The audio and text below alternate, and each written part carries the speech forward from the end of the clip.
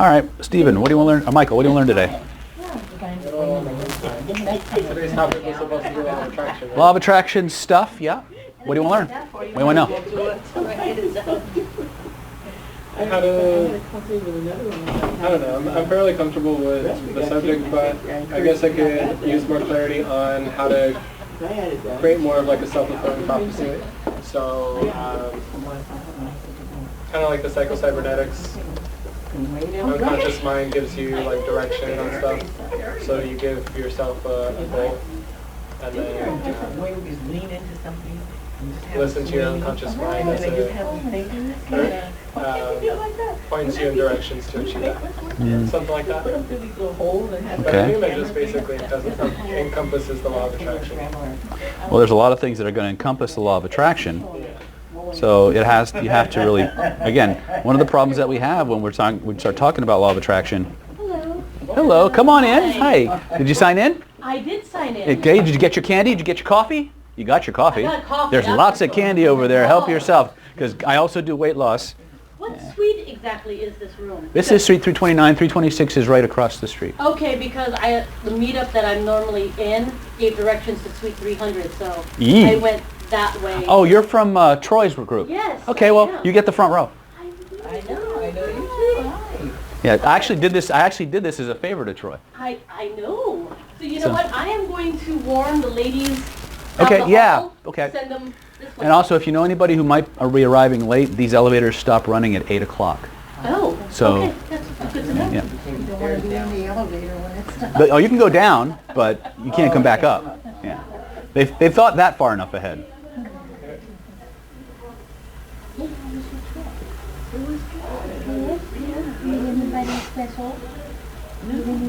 Does that make sense? What? Well, seeing as how pretty much everything we do is a self-fulfilling prophecy, it's really not saying a whole lot. Right, but that's, come on in. Sign in, guys. Troy, how you doing, brother? I'm Jesse. Nice to meet you, Jesse. Welcome. Thank you. I remember you. You're stalking me now. Well, I'm gonna comment back. So, Yeah, I like my Good. friend. I was just thinking about you today. Yeah, Troy, right? Yeah. How's it going? I'm going back in September. Good to see you. Good to see you. Good to see you too, man. Yeah, absolutely. Yeah, it was actually nice to meet you. Yeah. I come back and back and leave. How are you? Really? Or he is it? I don't know. He might be there. I don't know.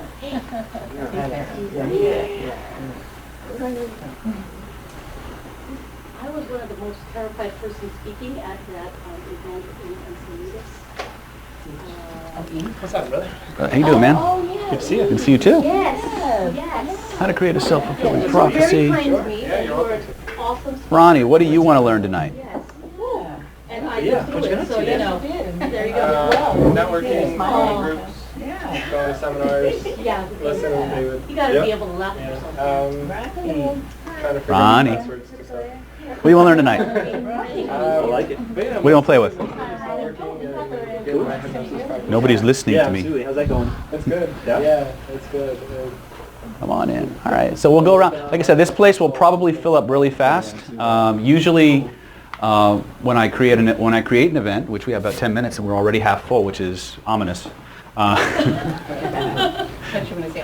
Well, we usually, historically, for this location, we usually get about 1/3 to 2/3 on a good day because of the location and the time slot. In our other location, we usually are rock solid at 2/3 and above of whoever RSVPs signs up. I think my staff actually ran a little short on chairs today, and I think they shorted us on chairs, so hopefully, I'm actually praying for less people to show up, but I just want to make sure that everybody has a place to sit, and we'll work around it if for some reason we get too full. Why are you all sitting in the back? All the good stuff happens up front. She knows that. That's why she's there. Right. So my question is, and again, like anytime I have an opportunity to dialogue with the audience before the actual event starts, what do you want to learn today? I asked Michael, and he said how to create a more self-fulfilling prophecy, and we drilled down a little bit on that. But Ronnie, what would you like to learn? What would you like to cover? What's kind of the thing that really kind of motivated you to come out? There we go, one brave soul. Oh, she's going to sit there. All right. I'm not sure she's taking it. I'll just take the front row and move it to the back. I don't have a problem. I did that in Israel. I'm short and I'm someone tall about. All the people in Israel came in a group and they all sat in the last 3 rows. There you go. So I looked at them, I said, you know, I always call on the people in the back row, and they all got up as a unit and moved to the front 3 rows. Right. I don't know how to answer that. Okay. How about you? I just came because Because of her? something because of law of attraction. Law of attraction, right And on. I'd seen the NLP thing and the hypnosis, and so I'm You don't believe in that shit, do you? learning all that shit. How about you, ma'am? What's your name again? Sequita. Sequita. I love that name. Yeah, thank you. I will remember that name for about a minute and a half, but that's all right. I'll give you another name if you can forget that. No, Sequita's Okay. fine. Repeat your question. What would you like to learn tonight? If, of all the things on the meetup, that actually, those of you who actually read the description, you know, if you could come away with one thing that was worth, you know, the price of admission, right? Or 10 times the price of admission. If you came away with that one thing, it would be an entirely, you know, you feel your time would be really, really well spent. What would that have been? Some little key. Some little key. key of knowledge. Some little piece of knowledge that will intrigue me. That will intrigue you. Yeah. Oh, I can intrigue you. Okay. All right. Now if I can just spell knowledge, we'll see how that works out. Do you have a I'll certain put type an of L lock? in there. Do you have a certain type of lock that you're Well, looking I don't know to? about the lock and the key fitting, but just the, you know, it could be a ghost key, but it's just some little... You mean a bump key? Yeah. To open every single door. I'll give you that. Actually, I gave that to people at the last meetup. Very cool. Oh. Did we get one? A what? Yeah, I did. You've been to 2 of them where I've taught the exact same thing. You missed it twice? Okay. You, sir. How about you? I guess productivity. Productivity? In any particular context? I guess mostly work. I'm always trying to increase productivity in work. Okay. So I guess anywhere. It can be anything I'm doing but work. Yeah. Okay. Productivity at work.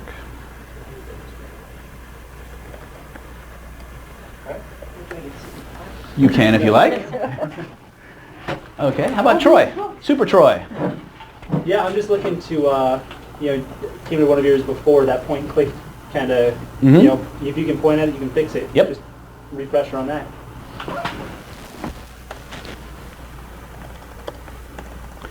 Yeah, I keep not getting my lines right here. That's all right. Point and fix. Cool. How about you? Everything. Everything. Yes, have some. Okay. Mostly just to not be afraid and kind of. Not be afraid and go for it. Cool. You're not fear. You saw me almost at my You're worst. not fear.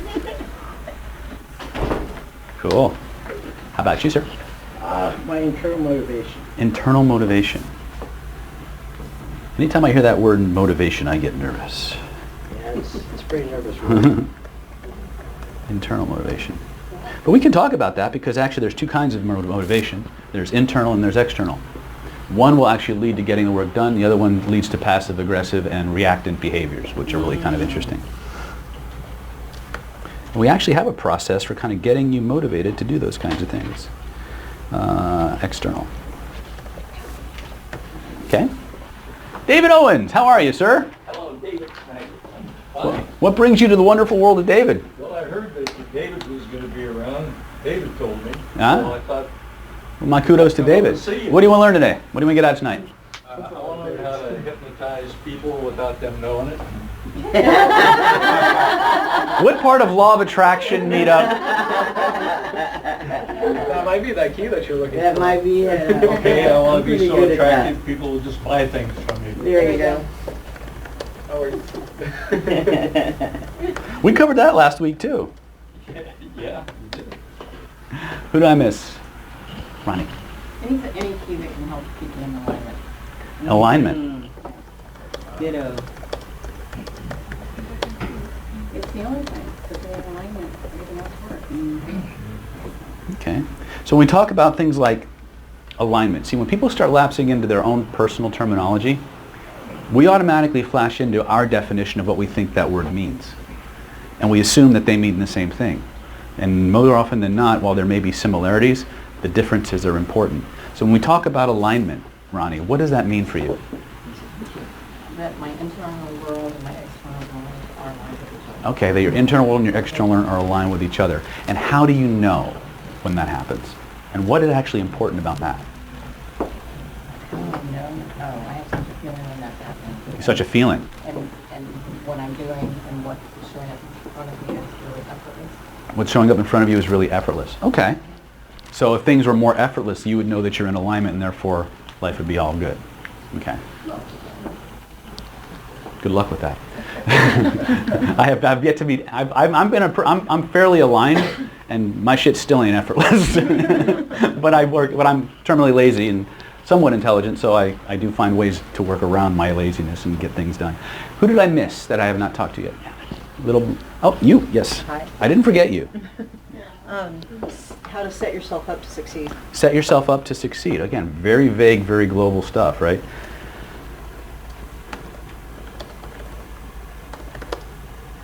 Oops. Pardon my computer having a mind of its own. It's not in alignment. Apparently. I spend so much time typing when I'm actually doing Skype sessions. I'm literally typing the words coming out of the person's mouth as I'm doing therapy with them. So, but I am not known for my spelling accuracy, so, which is a good thing because I'd be out of a job. But anyway, so let's look at these things, okay? Point and fix. A lot of what we're going to do is going to be what I call point and fix or point and click therapy. Why? Because a lot of the problems a lot of things you want to solve tonight go back to the same location, or what we call body feelings. Okay? When we talk about using Ronnie's words of being in alignment, where the external world and the internal world line up, the reason a lot of times why the external world and the internal world doesn't line up is because there are parts of your internal world that aren't lined up.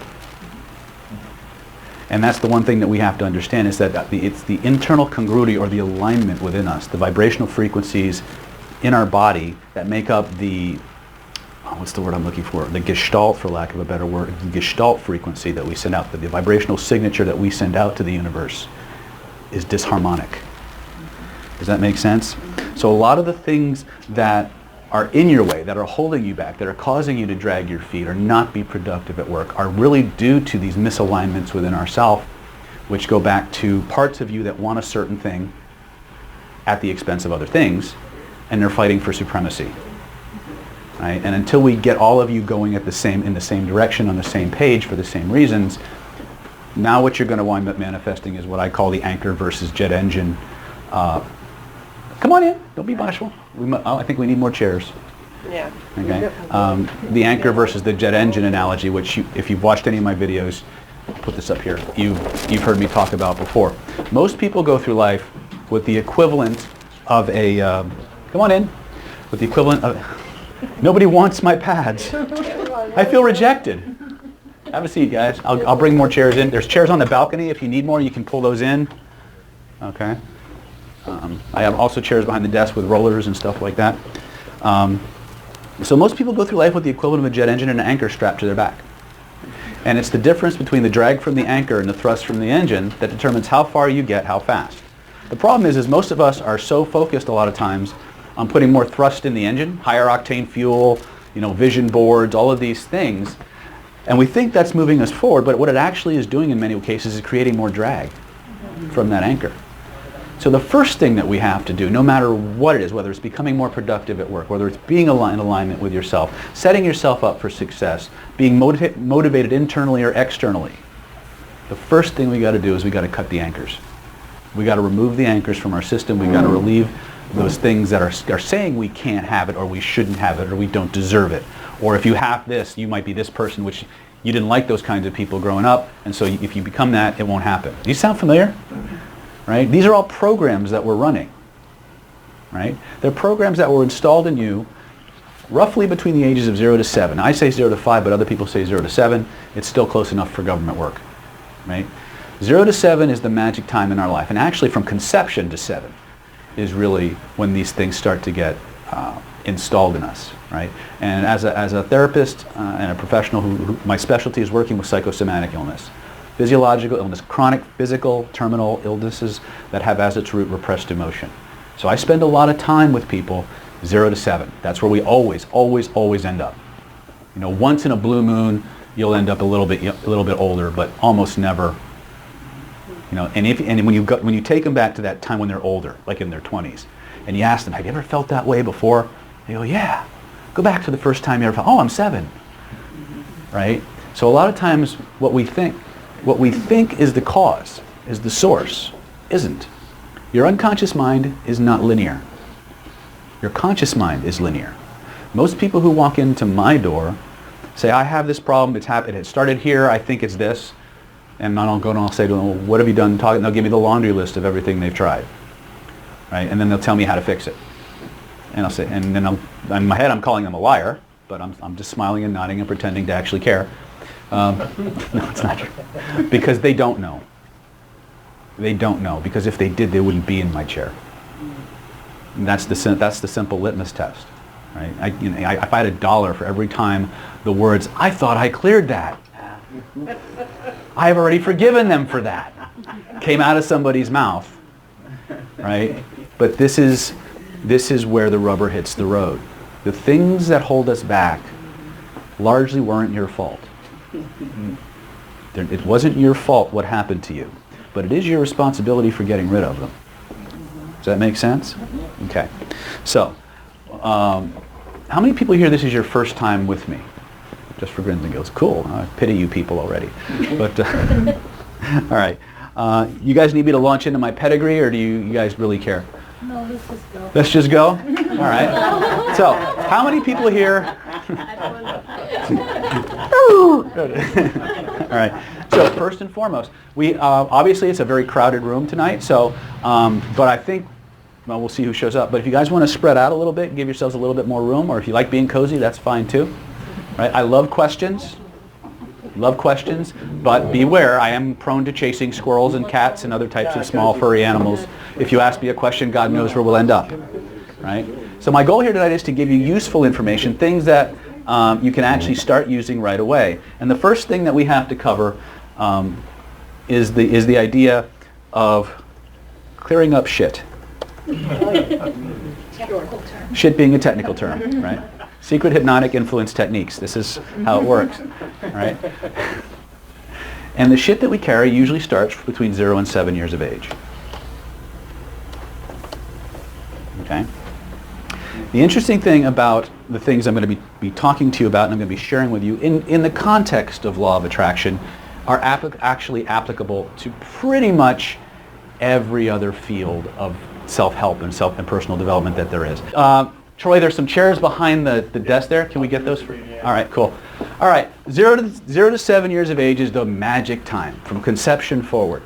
Now, whether you believe in energy, most of the people here who are in law of attraction are big believers in energy. I'm sorry for that. Because when I talk to people about it, and by the way, I have more energy credentials than McDonald's sells hamburgers. Okay, first of all, I have a diplomate of Oriental Medicine from the Southern California University of Health Sciences. Master's degree in acupuncture and Oriental Medicine. I'm a licensed acupuncturist here in California as well as nationally. I've been a Reiki master since before Reiki was cool. Right? Like back in the 90s when you actually had to work for your Reiki degree. Right? I'm a certified pranic healer, pranic psychotherapist. I'm a certified DNA theta healer, an advanced DNA theta healer. I'm certified in Bankston, which is, in my opinion, the most scientifically validated form of energy healing out there.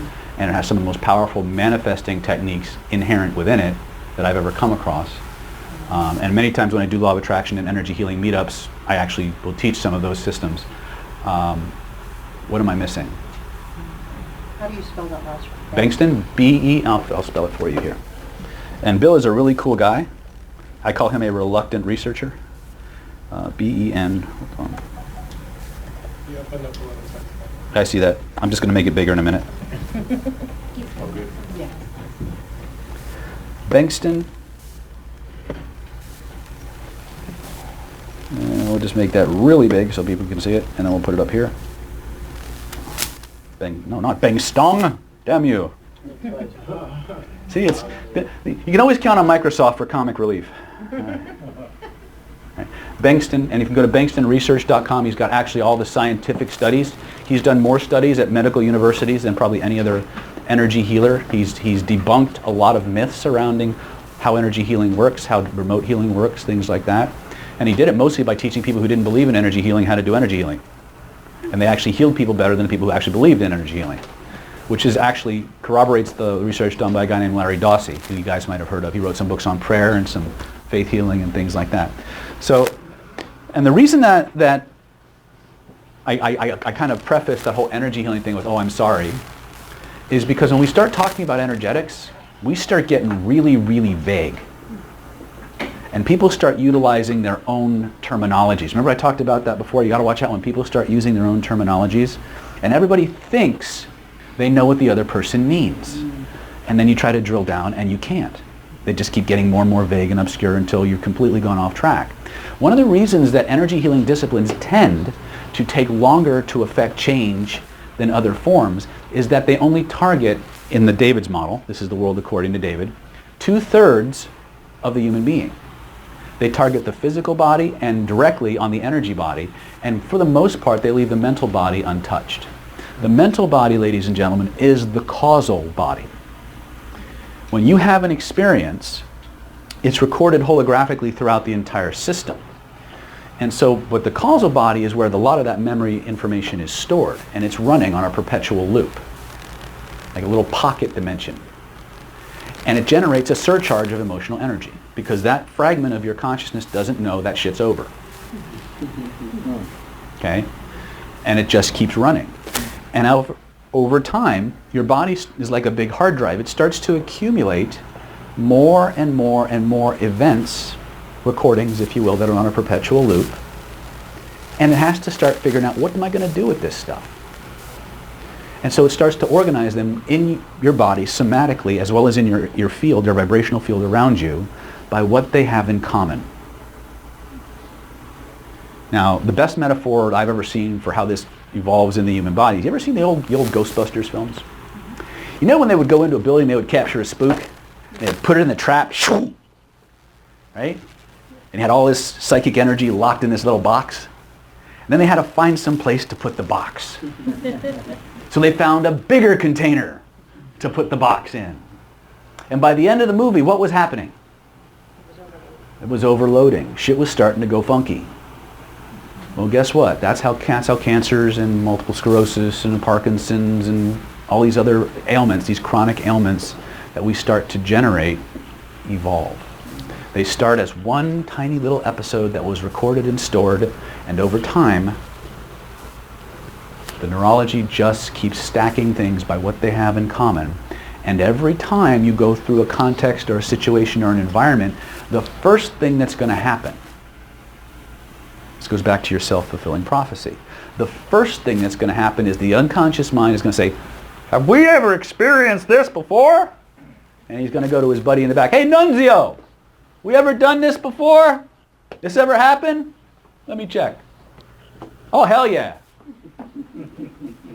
What did we do? We did this. Okay, I'll do that again. And the same behavior manifests because it worked the first time. So your unconscious mind doesn't really care too much about the current context. It's hardwired, it's weighted to sort for what's familiar.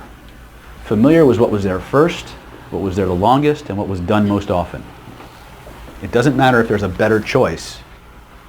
It will sort for what it's done the most, because familiarity equals safety, even if it sucks.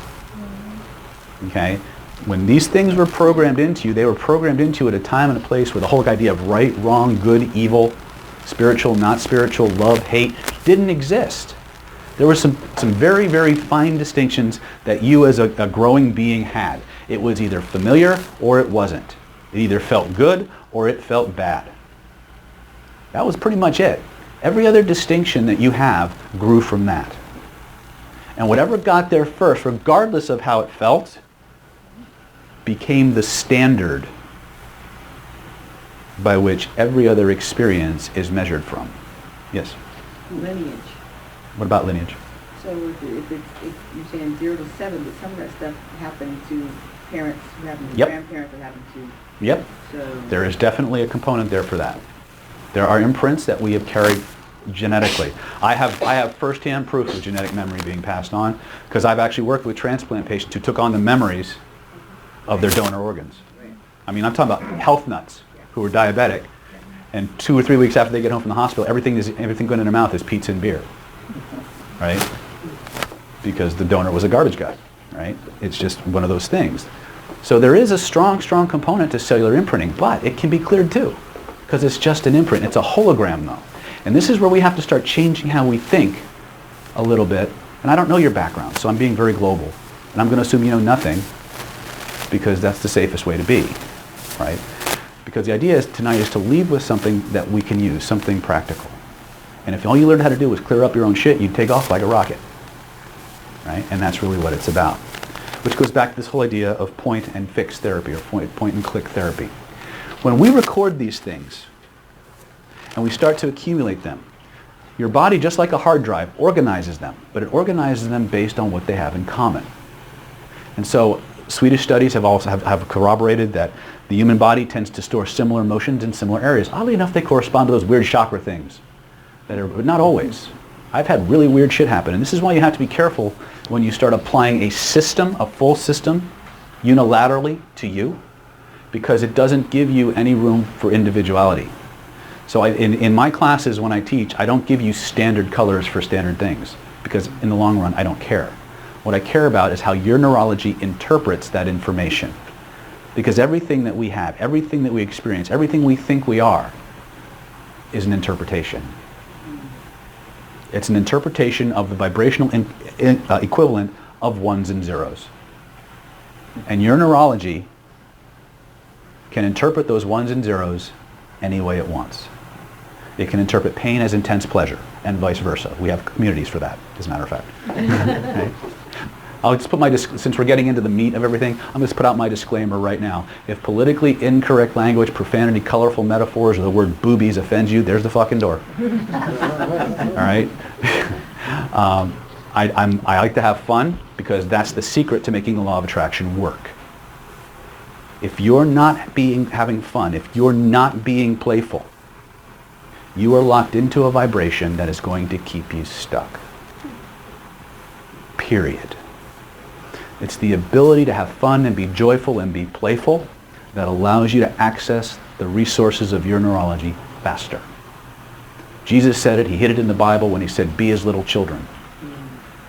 The ability to play pretend, the ability to go into that childlike playful state where everything is real, even if you don't believe it at first, is where the magic happens.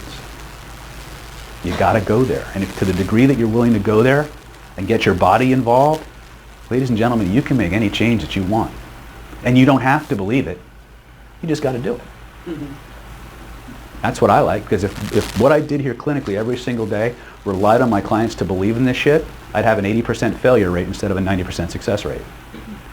Right? 9 out of 10 people who walk in that door walk out different than they went in. And that's actually a low rating. But there's no such thing as 100%, so I won't say I have 100% success. By the way, this means yes, this means no. There will be a test. Yes? So are we kind of discussing here the plasticity of the brain and neural pathways being laid down, and that's part of it. That kind of, yeah, but what you're talking about is the hardware. Is that what you're saying? The energy work does not include the mental part. Is that the part you're referring to? No, I'm talking about the vibrational components where the actual problem is encoded. Over time, the nerves, neuroplasticity, in case you don't know, is the speed and facility with which the brain creates new neurological connections from one to the other. The longer those connections are utilized, the deeper and more powerful they become, which is analogous to the hypnotic principle, the law of unconscious response, or the law of, I forget what the actual term is now, but basically the way it's the familiarity concept is the longer an issue or an idea has been in play, accepted in the unconscious mind, the harder it is to change, right? That goes back to the organic component of neuroplasticity. The more times a neuron fires, the more powerfully and deeply that pathway is etched in the brain. Now, there is a way to change that very, very quickly, and it's through amplifying neuroplasticity. The fastest way to amplify neuroplasticity is 20 to 30 minutes of intense machine gun orgasms. We won't be doing that tonight. Okay? That's a different meetup for a different day. hopefully in a different room. But anyway, but what do I mean by that? There's a hormone in the body known as oxytocin. Oxytocin is, on one level, the bonding hormone. It's the one that establishes pair bonding between a mother and a daughter, between a mate and her spouse. It is also the primary mediator for amplifying and enhancing neuroplasticity. Enough oxytocin delivered to the system in enough concentrations has the ability to rapidly overwrite past programming and allow for the installment and overlayment of new programming in its place. This is also the neurological pathway with which fetishes are created. Okay? I also I work with a lot of people who have sex addictions and other things like that. It's all relevant. Okay? The self-fulfilling prophecies, to use Michael's term, everything that we're manifesting more than twice is a self-fulfilling prophecy. It's a program that's been laid down. Right? And depending on how often that particular pattern emerges in your life, gives you an idea of how long and how deep it's been there. Right? If you keep dating the same person with a different face, right, you know what I mean. Took you a minute for that one, right? But again, law of attraction, human attraction, it's the same idea. The templates that govern who we're attracted to and who we stay with are laid down here. Whether you like them or not. It's not about like. It's about what was there first. Imprints. And until we change the imprints, we're not going to change much else, right? We can get superficial change, but those tendencies will still tend to be there. Does that make sense? So we got to get happy. We got to get playful. We got to have fun first.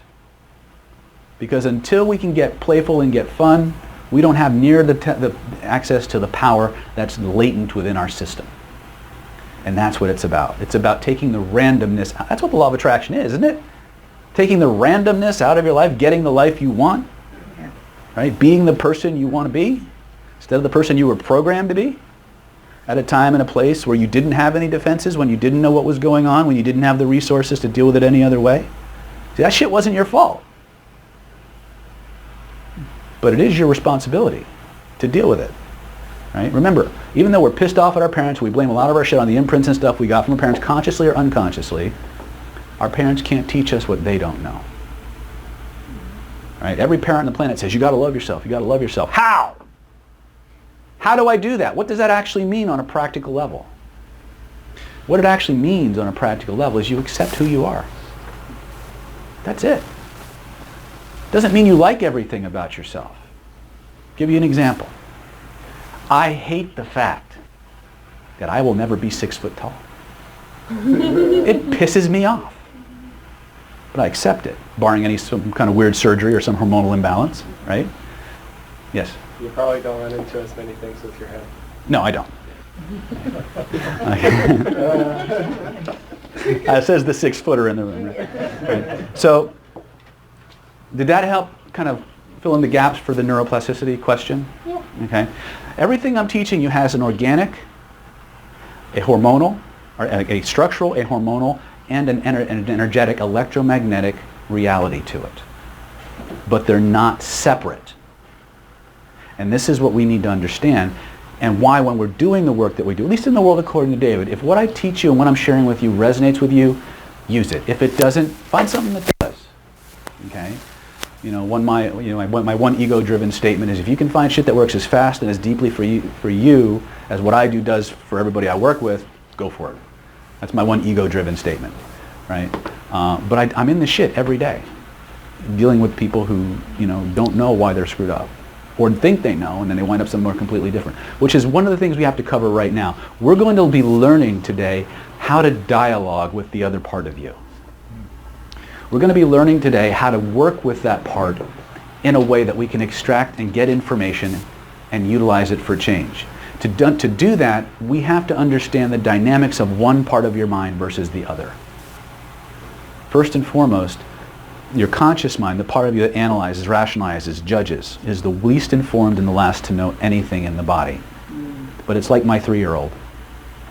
It's the one that screams the loudest, the one that demands the most attention, the one that's trying to tell everybody else how to do what they know how to do, right? And the first sign of trouble, it it's gone. It checks out. Okay? Then there's the rest of us, the part that actually does the work. Now, I'm not belittling the conscious mind. It serves a very, very important function in the whole mind-body dynamic. But if you don't understand its place and how it's utilized, you won't utilize it. You can't, right? Your unconscious mind always answers first. It always feels like you're making it up. You almost always have this insane urge to edit it. It's never loud. It's always like a whim or a notion in the back of your mind. And it's almost never linear. When I start bringing people up to do demos and things like that, I don't know how deeply we'll get into actually the one-on-one work. But I will bring 1 or 2 people up and we'll help you clear some shit, if that helps, right? And we'll talk about motivating and being more productive, because the things that keep us from being productive are the anchors. We know we sit down to do some work and all of a sudden we're chasing squirrels or playing Jewel or some kind of weird computer game, right? That's your defense mechanisms. Those are the anchors saying, you can't go there, it's too dangerous, it's too scary, I don't want to do that. And it's sending you off chasing squirrels, right? The secret to motivation is desire. How bad do you want to do something? How bad? Because when there's something we really want to do, how distractible are we? Not, right? So a lot of times if we're in a job that we don't like, or it's become kind of boring or moot, there's some internal motivation changes that have happened. We change those pictures around, we get our motivation back. Internal motivation is largely what we focus on, what aspect of the process we focus on, as opposed to the end result. Right? And I'll circle around with that because I want to kind of get into this whole holographic idea and why the point and click idea or point and fix area.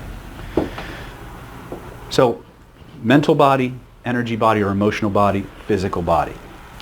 In our society, we come from a reductionist model of the sciences. In other words, we separate the biology from the psychology, from the physics, right? And these disciplines don't really talk to each other all that much. In the self-help world, we have the same idea. We have body workers, we have energy workers, we have herbalists, right? And then we have, psycho or talk therapists. We separate all these things out. And that's the problem. Because the human being isn't designed to work optimally that way.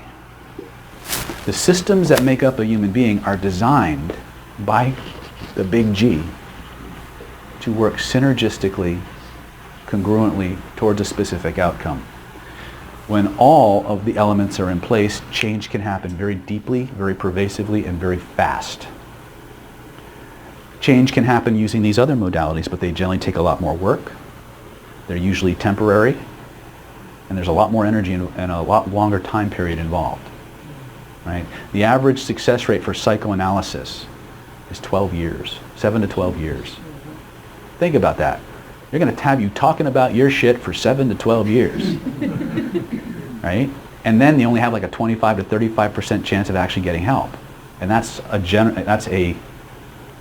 generous statistic. The closest success rate to hypnosis is CBT, and that's only like, it's like less than 20. Yeah, it's not good. But you'll find one common denominator amongst all therapies that tend to work. Hypnotic principles. There's altered states of consciousness involved. And that's where we need to start. Yeah. You're saying that I've been studying the concept, and that was all that sex. Apparently, it's not. No. And it's not at all. No, it isn't. It's actually beautiful, amazing. It's actually, but what I noticed is that I studied hypnosis first, and what I realized is that meditation is the same as hypnosis. And so basically, what you're doing as a hypnotist is you're helping somebody go into meditation, and so they can be in a more resourceful state, and so that they can reach their subconscious more. It's the same thing as doing your own meditation is self-hypnosis, in my opinion. This is what I noticed. But You'll find that meditation and self-hypnosis have a lot more in common than they don't. Yeah. So I mean, honestly, like hypnosis is a way to help other people that have a problem with being able to meditate. Yep. To do that. What's the common denominator? Delta wave. It depends. Could be gammas too, depending on what you're doing. Like a lot of Bankston work tends to focus on gamma wave, very high frequency stuff. And I wouldn't get hung up on brain waves. Only biofeedback people get hung up on brain waves, right? Your brain isn't designed to work. It's not going to say, I need to go to a theta state. Well, I know people who spend their life in theta and can't get a fucking thing done. Except be in theta because they put the headphones on. You need to be outcome focused. What's the phenomena? What's the result you want to produce? In personal training and sports training, they have this phenomenon known as SAID.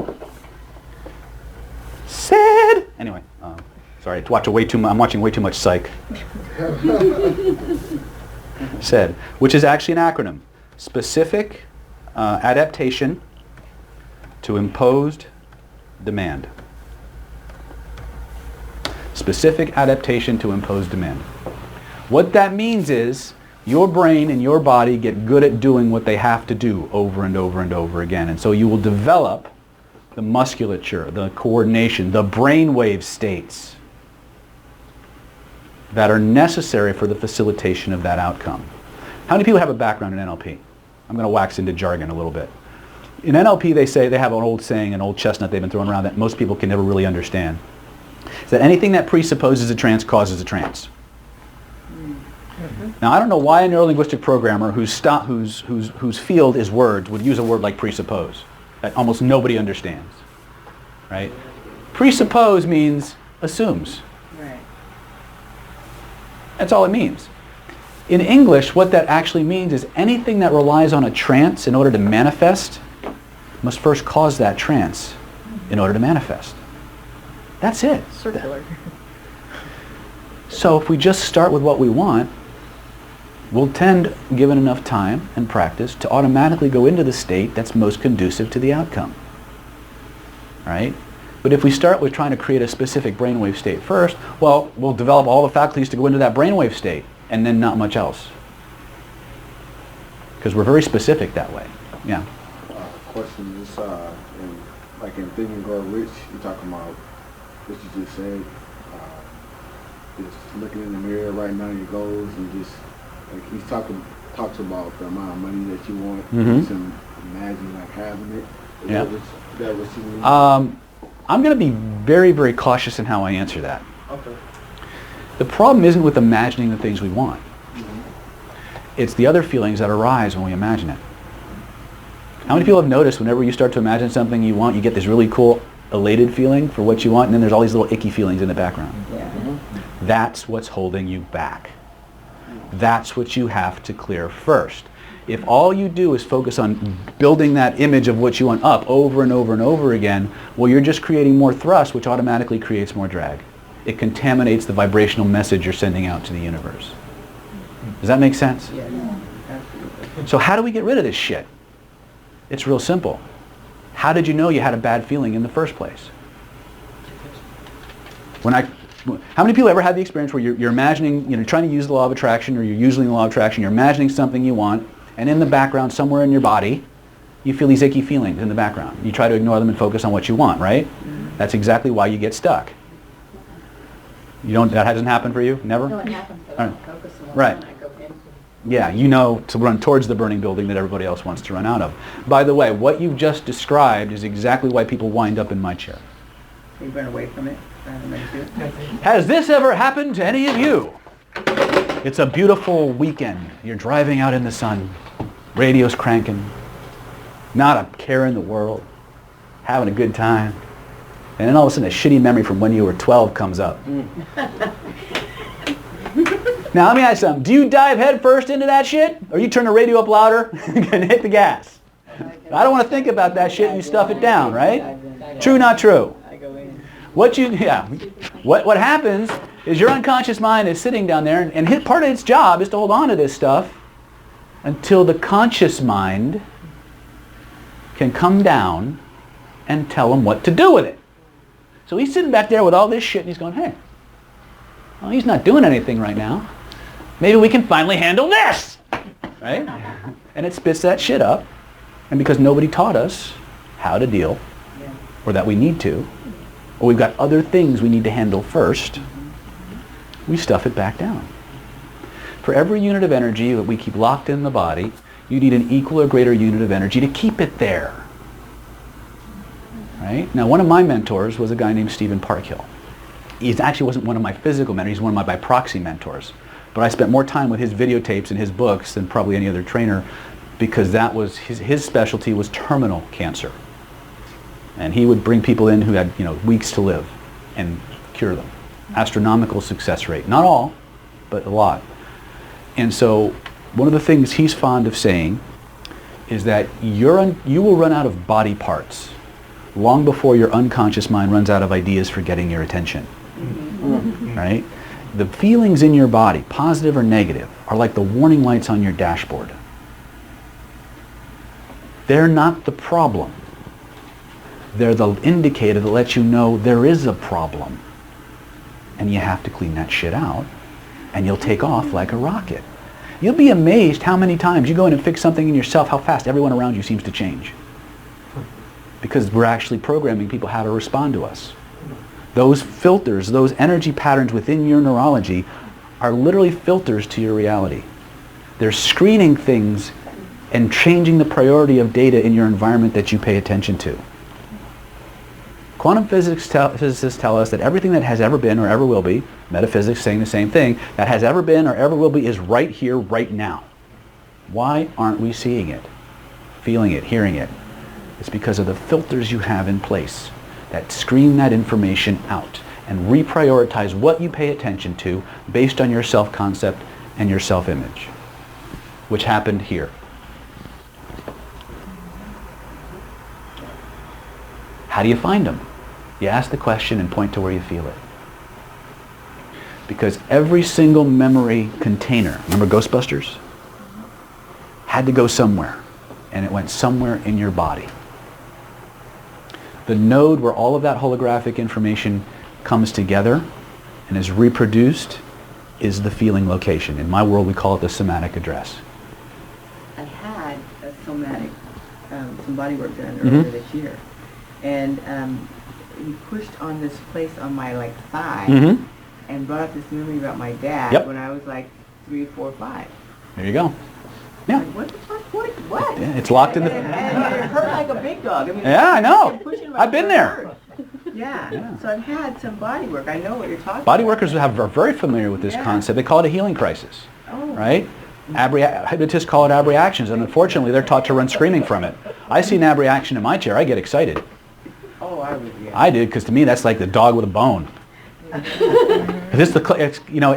Most hypnotists are taught not to deal with that shit. Put the genie back in the bottle. In the therapies that I do, that's the fastest route to the problem. Yeah. So I'm going to follow it like a bloodhound. Yeah. Years ago, I worked with the Kids Education League, and we were doing some work, and they were between the ages of 5 and 7, and they all went straight into the body. Yep. As we worked on them, they all said to us, "It's there." Yeah. And they asked us to work. The body is the single biggest missing component in hypnosis. It's the single biggest missing component in pretty much all the different types of psycho-emotional problems that we deal with. Once you get the body engaged, once you get the body involved, it's very hard not to change. It's very hard not to. But most people, especially people who are afraid of change, we'll get up and we'll start doing exercises and they won't move. Yeah. Right?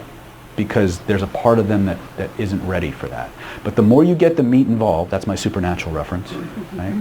The more you get the meat suit engaged, the more of your potential you tap into, the more energy and amplitude you bring to the message. Remember, your neurology is the single largest organic antenna on the planet.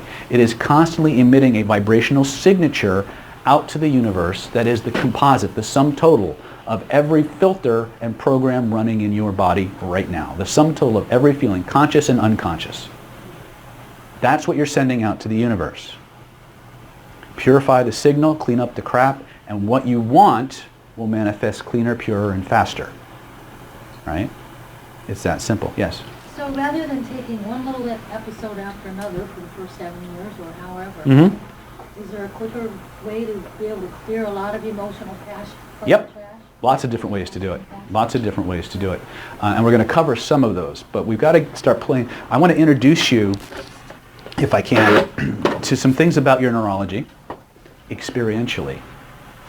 The secret to this, how many people can feel good for no reason? Okay, I have drugs in the back. Everybody stand up. Everybody stand up. Okay.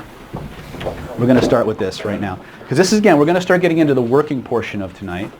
Now, all right, let's just do this drill and then I'll go into the outcomes part. So here's what I want you to do. I want everybody to understand that the single fastest way to change your vibrational signature is to change the feelings in your body.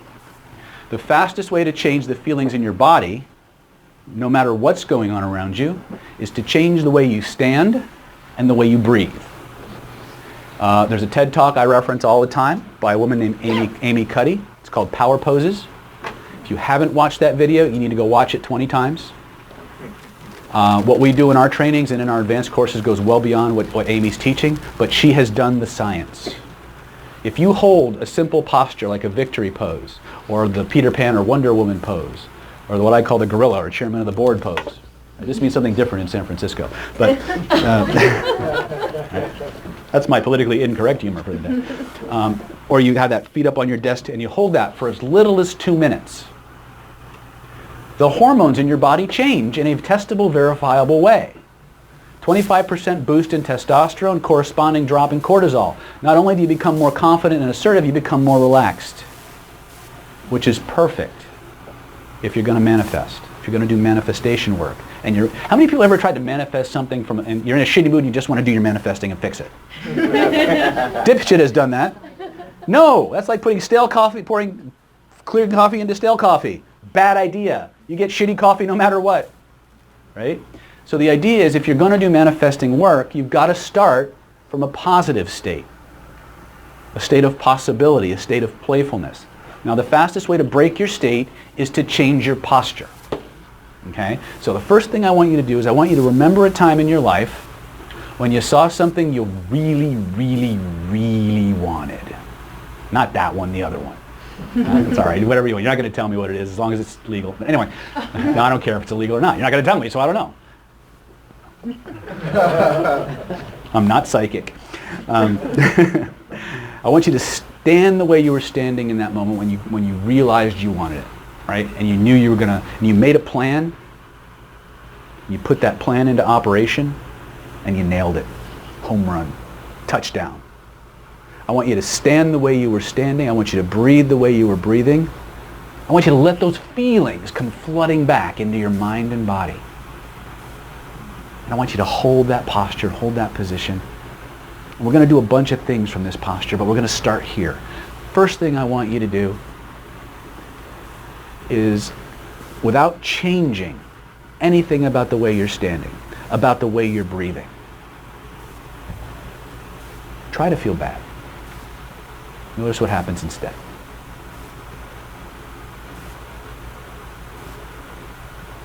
Notice what your body wants to do when you try to feel bad. Notice how it wants to change? All you got to do is remember not to change, and you can't feel bad.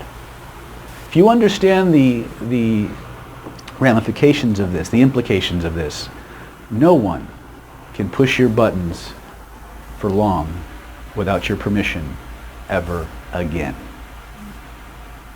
Remember, I told you before, you're walking around in the world's largest organic antenna.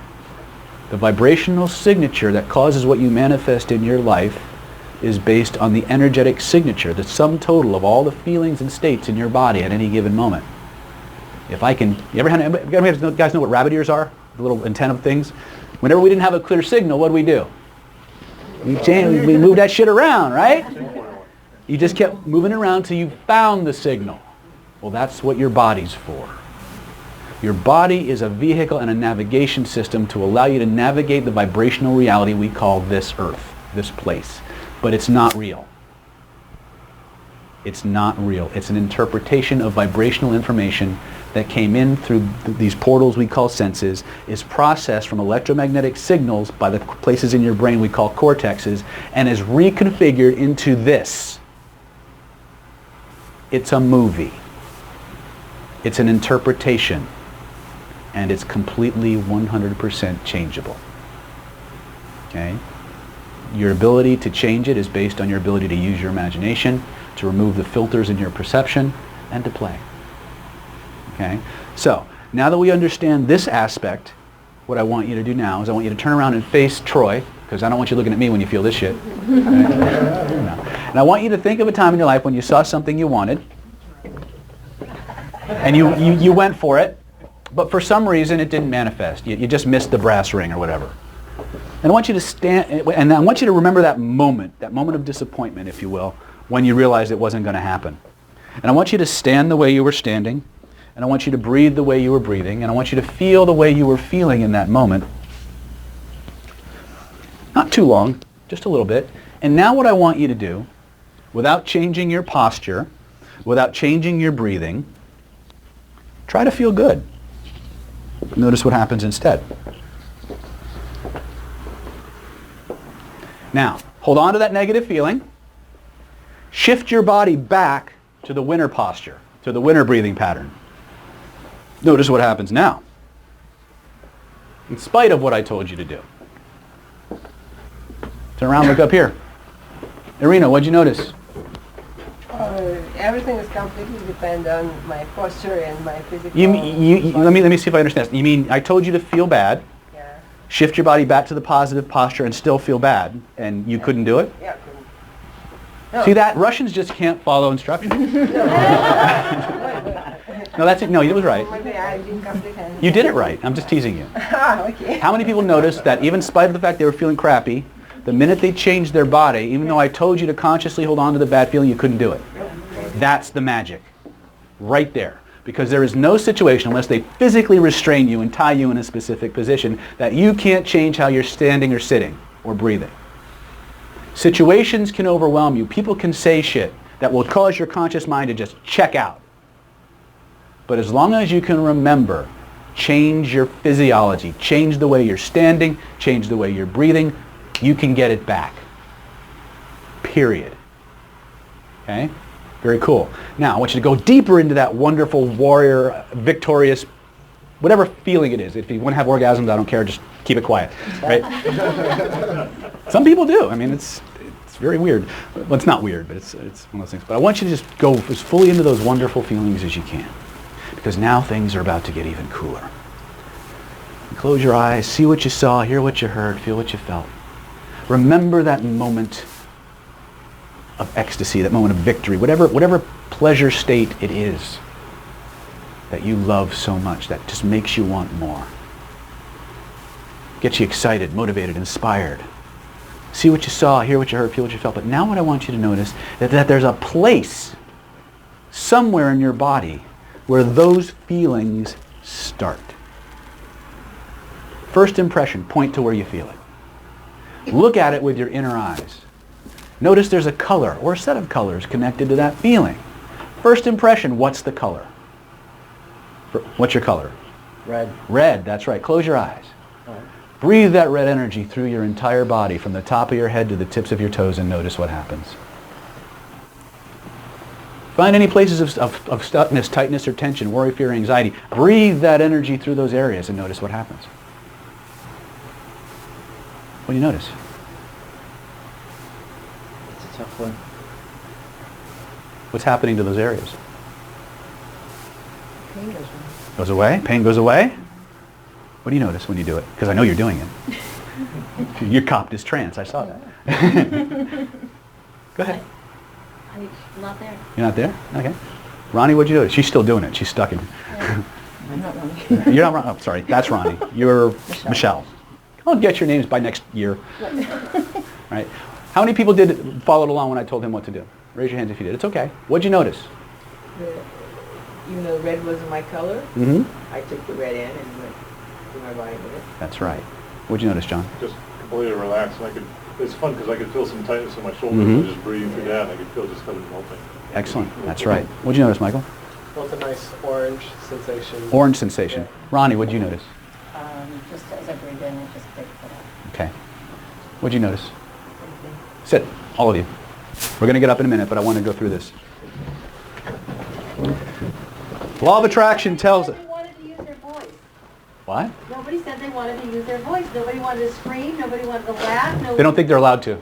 Oh, okay. Voice is really powerful, but it might freak the neighbors out. So. Oh, okay. But you wanted to use your voice? Yeah, of course. Then go ahead. Scare the straights. I don't care. That's what I live for. I was at that moment that you said, Excellent. I'm going to bring you up to do a demo. You're going to be fun. oh. I love expressive people.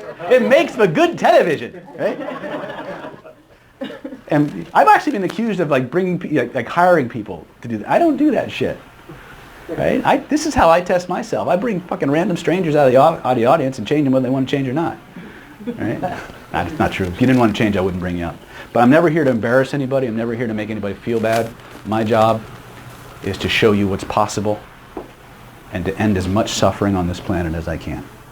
That's my job. If I can do it in a fun, playful way, it's less boring for me and the less therapy I need. Right? Now, what I just shared with you is a piece of a technique I call resolution frequency generator. Okay? Earlier we were talking about neuroplasticity. We were talking about the holographic nature of the nervous system. We were talking about feelings. We were talking about vibration. We were talking about frequency. We were talking about all these things. Here's the formula. The feelings in your body are the manifestation of all of the holographic data encoded within your nervous system. They are also equivalent to the vibrational frequency that you're emanating and radiating. For every vibrational frequency, you have a range of correspondent phenomena. In other words, how many people here are familiar with the law of correspondence? If you're not, it's okay, we'll cover it. There's two laws I want you to become very familiar with. One is the law of analogy. The other is called the law of correspondence. Now, these are fundamental principles that drive the law of attraction. And if you don't understand them, you are operating at a severe deficit. The law of attraction that is commonly espoused to the world today says that you will attract into your life the situations, people, circumstances, and events that are in harmony with your dominant thoughts. And there's the rub. Because nobody told you what your dominant thoughts actually are. Most people think that their dominant thoughts are the ones they're aware of right now. The little voice in their head that just said, what voice? Right? Right? That one. Right? The one that's giving you that running dialogue. But that's a very small part of a bigger pie. The dominant thoughts that you have are those little fragments of consciousness on an endless loop stored in your body and manifesting as feelings. And they're running all the time. The thoughts you're aware of are transient. They're like a fart in the breeze. Gone. Right? Ooh, gone. Right? That's the best part about them. Right? But what's stored in your body on those endless loops, that's always there. It's always running. And you're always adding more. Because nobody taught you how to get rid of the shit you've accumulated. And by the way, even after you get rid of the shit you're accumulating, you'll still acquire more. But that's called maintenance. Right? Anybody here have air conditioning in their house? What happens when you don't change those filters? Yeah, bad shit, right? That's right. Breathing gets a little difficult. Same thing happens in your system. Your system is a masterpiece of engineering. If you ever doubted that God existed, look at your bodies. And then curse God a little bit and then thank God for giving you something to walk around. Because most of us have aches and pains and we grumble. But the feelings that you're carrying around do not mean you're broken. They do not mean you're broken.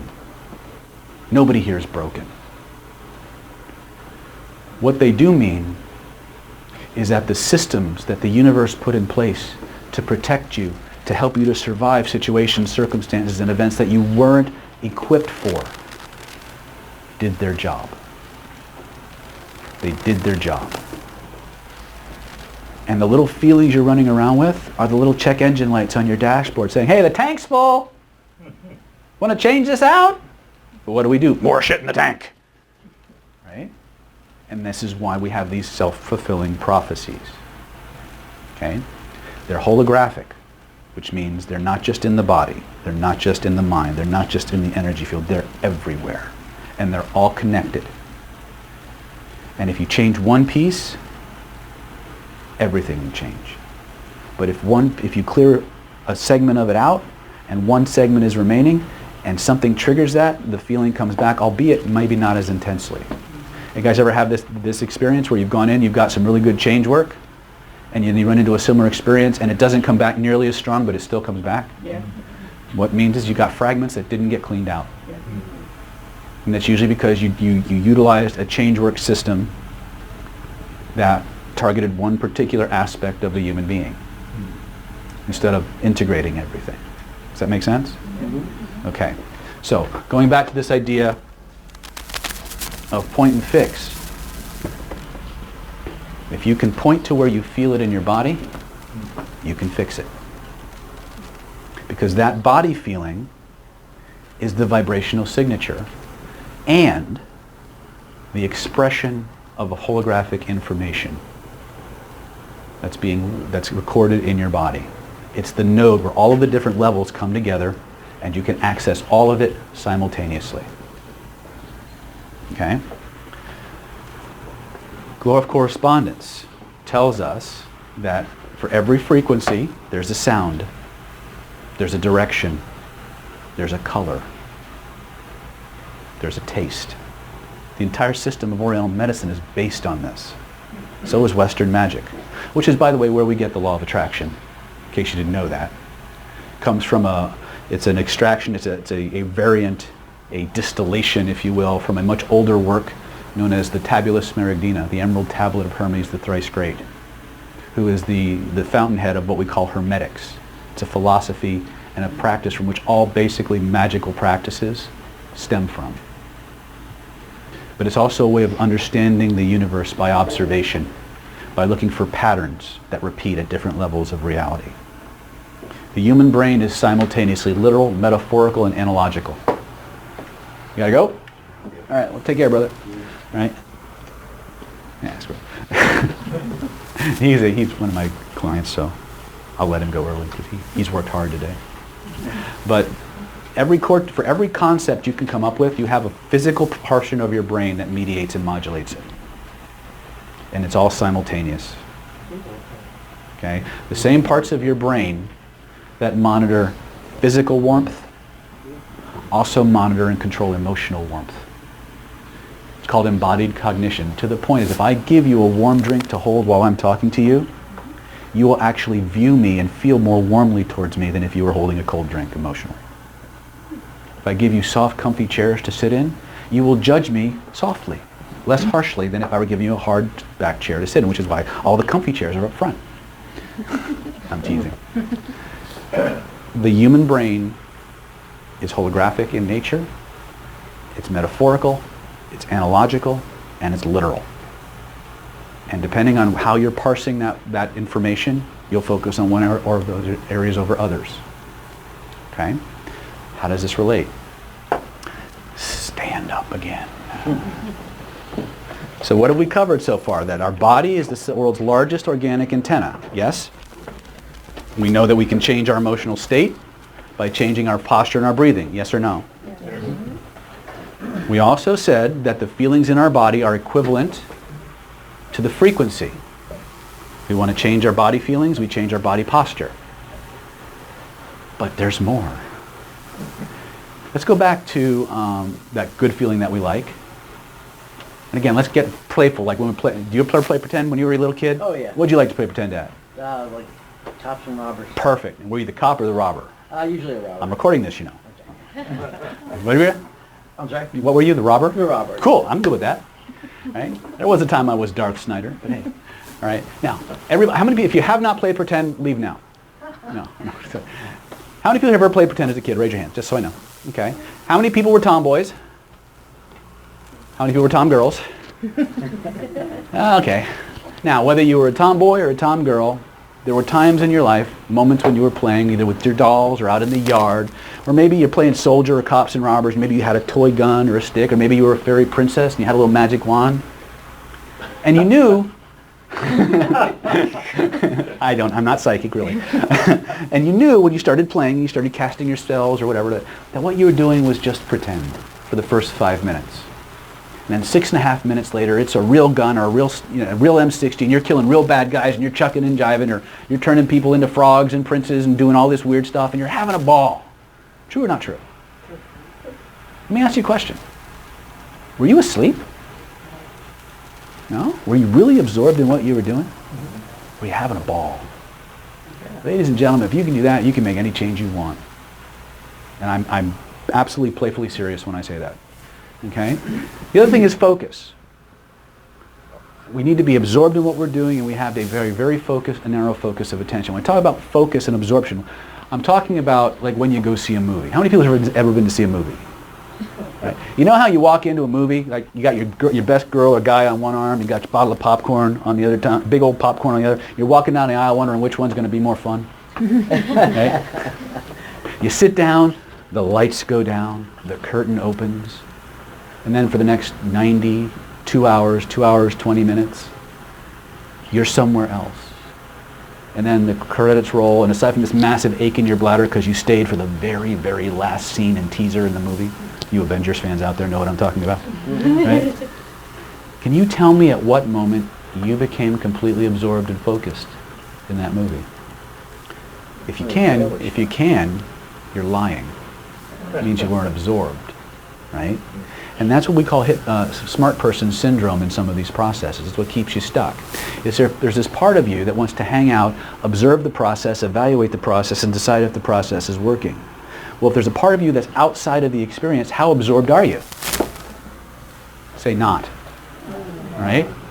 So the secret to this is get playful, have fun, play pretend, be fully absorbed in the process, and act out the change you want. Get the body engaged. To the degree that you get the body engaged, the change has to happen. It's really cool. Okay? So the first thing we're going to do is we're going to actually start to expand our understanding of these feelings and the holographic nature of a human being. We're going to do that by first pointing to where we feel those wonderful feelings. So close your eyes. Turn off your cell phones. Close your eyes. I want you to bring back those wonderful feelings. I want you to see what you saw, hear what you heard, feel what you felt. Notice where in your body those feelings start. That's right. And then I want you to take one of your hands and just touch that spot. And then imagine, if you would, ladies and gentlemen, that floating somewhere in the space around you is a picture that represents that amazing experience. Take your other hand and just reach out and touch it. First impression. That's right. Now, take both of your hands, trace the outline, trace the edges of that picture so you know exactly how big it is. Yeah, that's what I'm talking about. Now grab it. And just like you would expand the window on your iPhone or on your touch screen, make it as big as the room and notice what happens to the feeling in your body. Sequita, what just happened, baby? Well, I didn't. Yeah, don't punch the person. That's why I do it, so I can see people go, whoosh, whoo, shit! Right? Irina, what happened, sweetie, when you opened that up? The feeling that got stronger? Yeah. Cool. Reach out, grab that picture. Bring it back to its original size. Now, without changing the size of it at all, slowly pull it closer to your body and notice what happens. Don't shrink it, Sequita. You're swinking it. I'm watching everybody. What do you notice? What happened to the feeling? More intense? Yeah. Lift it up over your head. Pull it down around you like a big blanket and notice what happens now. What just happened, Michelle? Oh, goosebumps, huh? That's what I'm talking about. Wolfgang, what happened, brother? I love it. Goosebumps. Goosebumps, right? This is not in your head. All right? Now, unwrap it, lift it back up over your head. Now, you guys know what a frisbee is, right? Now, I'm gonna give you a little caveat. You can have your feeling back in just a minute. Turn this thing into a frisbee and throw it all the way behind you, whoosh, back behind the horizon. Don't hit the guy behind you. Notice what happened to the feelings in your body now. What'd you notice, Michelle? They went behind me. They're gone? Left. Shit! How about you? What happened? Yeah. They're gone? Oh, shit. Dorina, I mean, I could feel them there. you didn't throw it far enough. You got a wall behind you. Some people do that. They don't want to give it up. Troy, what happened, brother? Gone? All right, now, imagine your hands are the world's most powerful frisbee magnets. Suck that sucker back. Now, here's the secret. Inside your own mind, body, and neurology, you are the god or goddess of your universe. You have complete right, privilege, and authority to do with your holograms whatever you want. I want you to take a couple minutes and play with this. Make it the size, the shape, and the location that gives you the best experience ever, and put it in that spot. Play with it. And then set it in that place and let it just soak in. Let those feelings find your heart, from your heart into your bloodstream. Let them travel every place your blood goes, flowing into the cells and the very DNA inside of those cells. Notice that process taking place. Don't try to measure it, manage it, or make it happen faster. Notice as that pleasure moves into those areas, reprogramming the DNA itself, turning each cell into a little pleasure factory, generating more and more and more of those wonderful sensations until it's impossible to turn off. Just notice that process happening. See the frequencies. Feel the frequencies locking in. And when you know they've reached that point where they're just going to keep going, impossible to turn off, ladies and gentlemen, try to turn it off and notice what happens instead.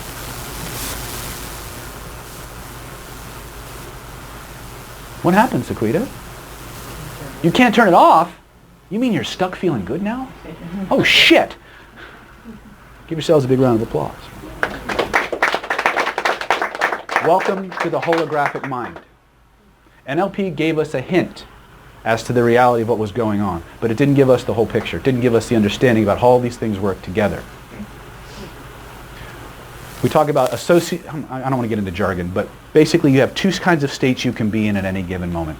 You can be externally or internally directed, and you can be associated or disassociated, which means you can be in the moment fully experiencing it as if it's actually happening, or you can be disassociated, like watching it on a movie theater screen. There's a language that runs your neurology.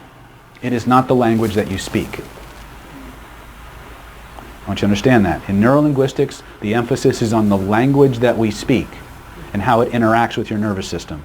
In the world according to David, we go a hell of a lot in a very different direction. We're talking about the language of the neurology. The language that the neurology uses to create your experience and communicate that experience. Two syllables or two vowels in that language are size and proximity. The closer a hologram moves to the core of your body, the more intensely the neurology responds to it. The more arousal and amplitude you generate. Now, might that be useful in the law of attraction? Why? Why? Oh shit, he's asking us to think. I'm feeling too good. Leave me alone. You just showed us how to manifest. What if there's what if there's a feeling that's bothering you? Make it go away. Oh. How would I find that feeling? Oh, you mean point to it? Oh. Shit got really easy all of a sudden, didn't it? Yeah, because that's technology. You don't need 60 lines of code to bold a piece of type. You can just open the picture and move it. Does that make sense? Human beings always create technology that mirrors the way we think. We always do that. That's why we call it intuitive. Anybody hear the term intuitive interface? Mm-hmm. Where do you think that shit comes from? It comes from you. Where did he get it? From his neurology, right? Everything we do, every piece of technology we create that has that kind of an interface is an example of a way in which our neurology can navigate this reality. How we can custom design all of the experiences we have, the ones we want to create, and the ones that will come into our world through ways we didn't directly program. It's a hologram. And if we interact with if we create an you guys can sit. You guys did really good. Okay? We're going to do more stuff in a minute, but we're going to give you guys a little break first. Once we understand the hologram, that your neurology doesn't end here, that there's a vibrational reality to these phenomena, and that every part of your system is always interacting with it. What was once a very fragmented and hard to understand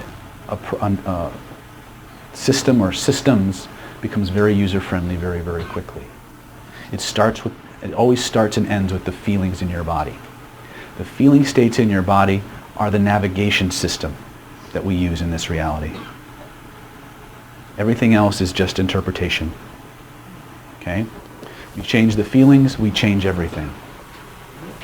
Okay? Everything human beings do, every behavior, is in response to a feeling in their body. It's either a feeling they want more of or a feeling they want less of, which goes right back to 0 to 7. It either feels good or it feels bad. It's either familiar or unfamiliar, and that's the rub. Because if feeling bad is familiar, guess what you're going to sort for? If you have to choose bad, which comes first, bad or familiar, guess which one it is? Familiar. Because that's what was. That's what reality is. Everything else is just a variation on the reality. So we have to go back and we have to change those templates, those imprints, those feelings. Because until we do, we're just pouring dirty coffee into a cup of clean coffee and hoping something better comes out. And what you get is a dilution of both. Does that make sense? Yeah, then. Yeah. Well, at least you left the cigarette butts out, right? Anybody ever had that experience? So, who has something they'd like to get rid of? Nobody? You guys are good. All right, it is, oh shit. What time are we done? 10? You guys want to take a break and come? No, you want to keep going? All right. Is it okay to be on camera? Of course. Come on up, sir. I have to ask. All right. You're a little small. By the way, I'm Phyllis. Hi, Phyllis. I'm David. It's a Nice pleasure. to I was meet you, about David. to ask you that once I had you in the camera shot. Okay. You can have the high chair. Oh, boy.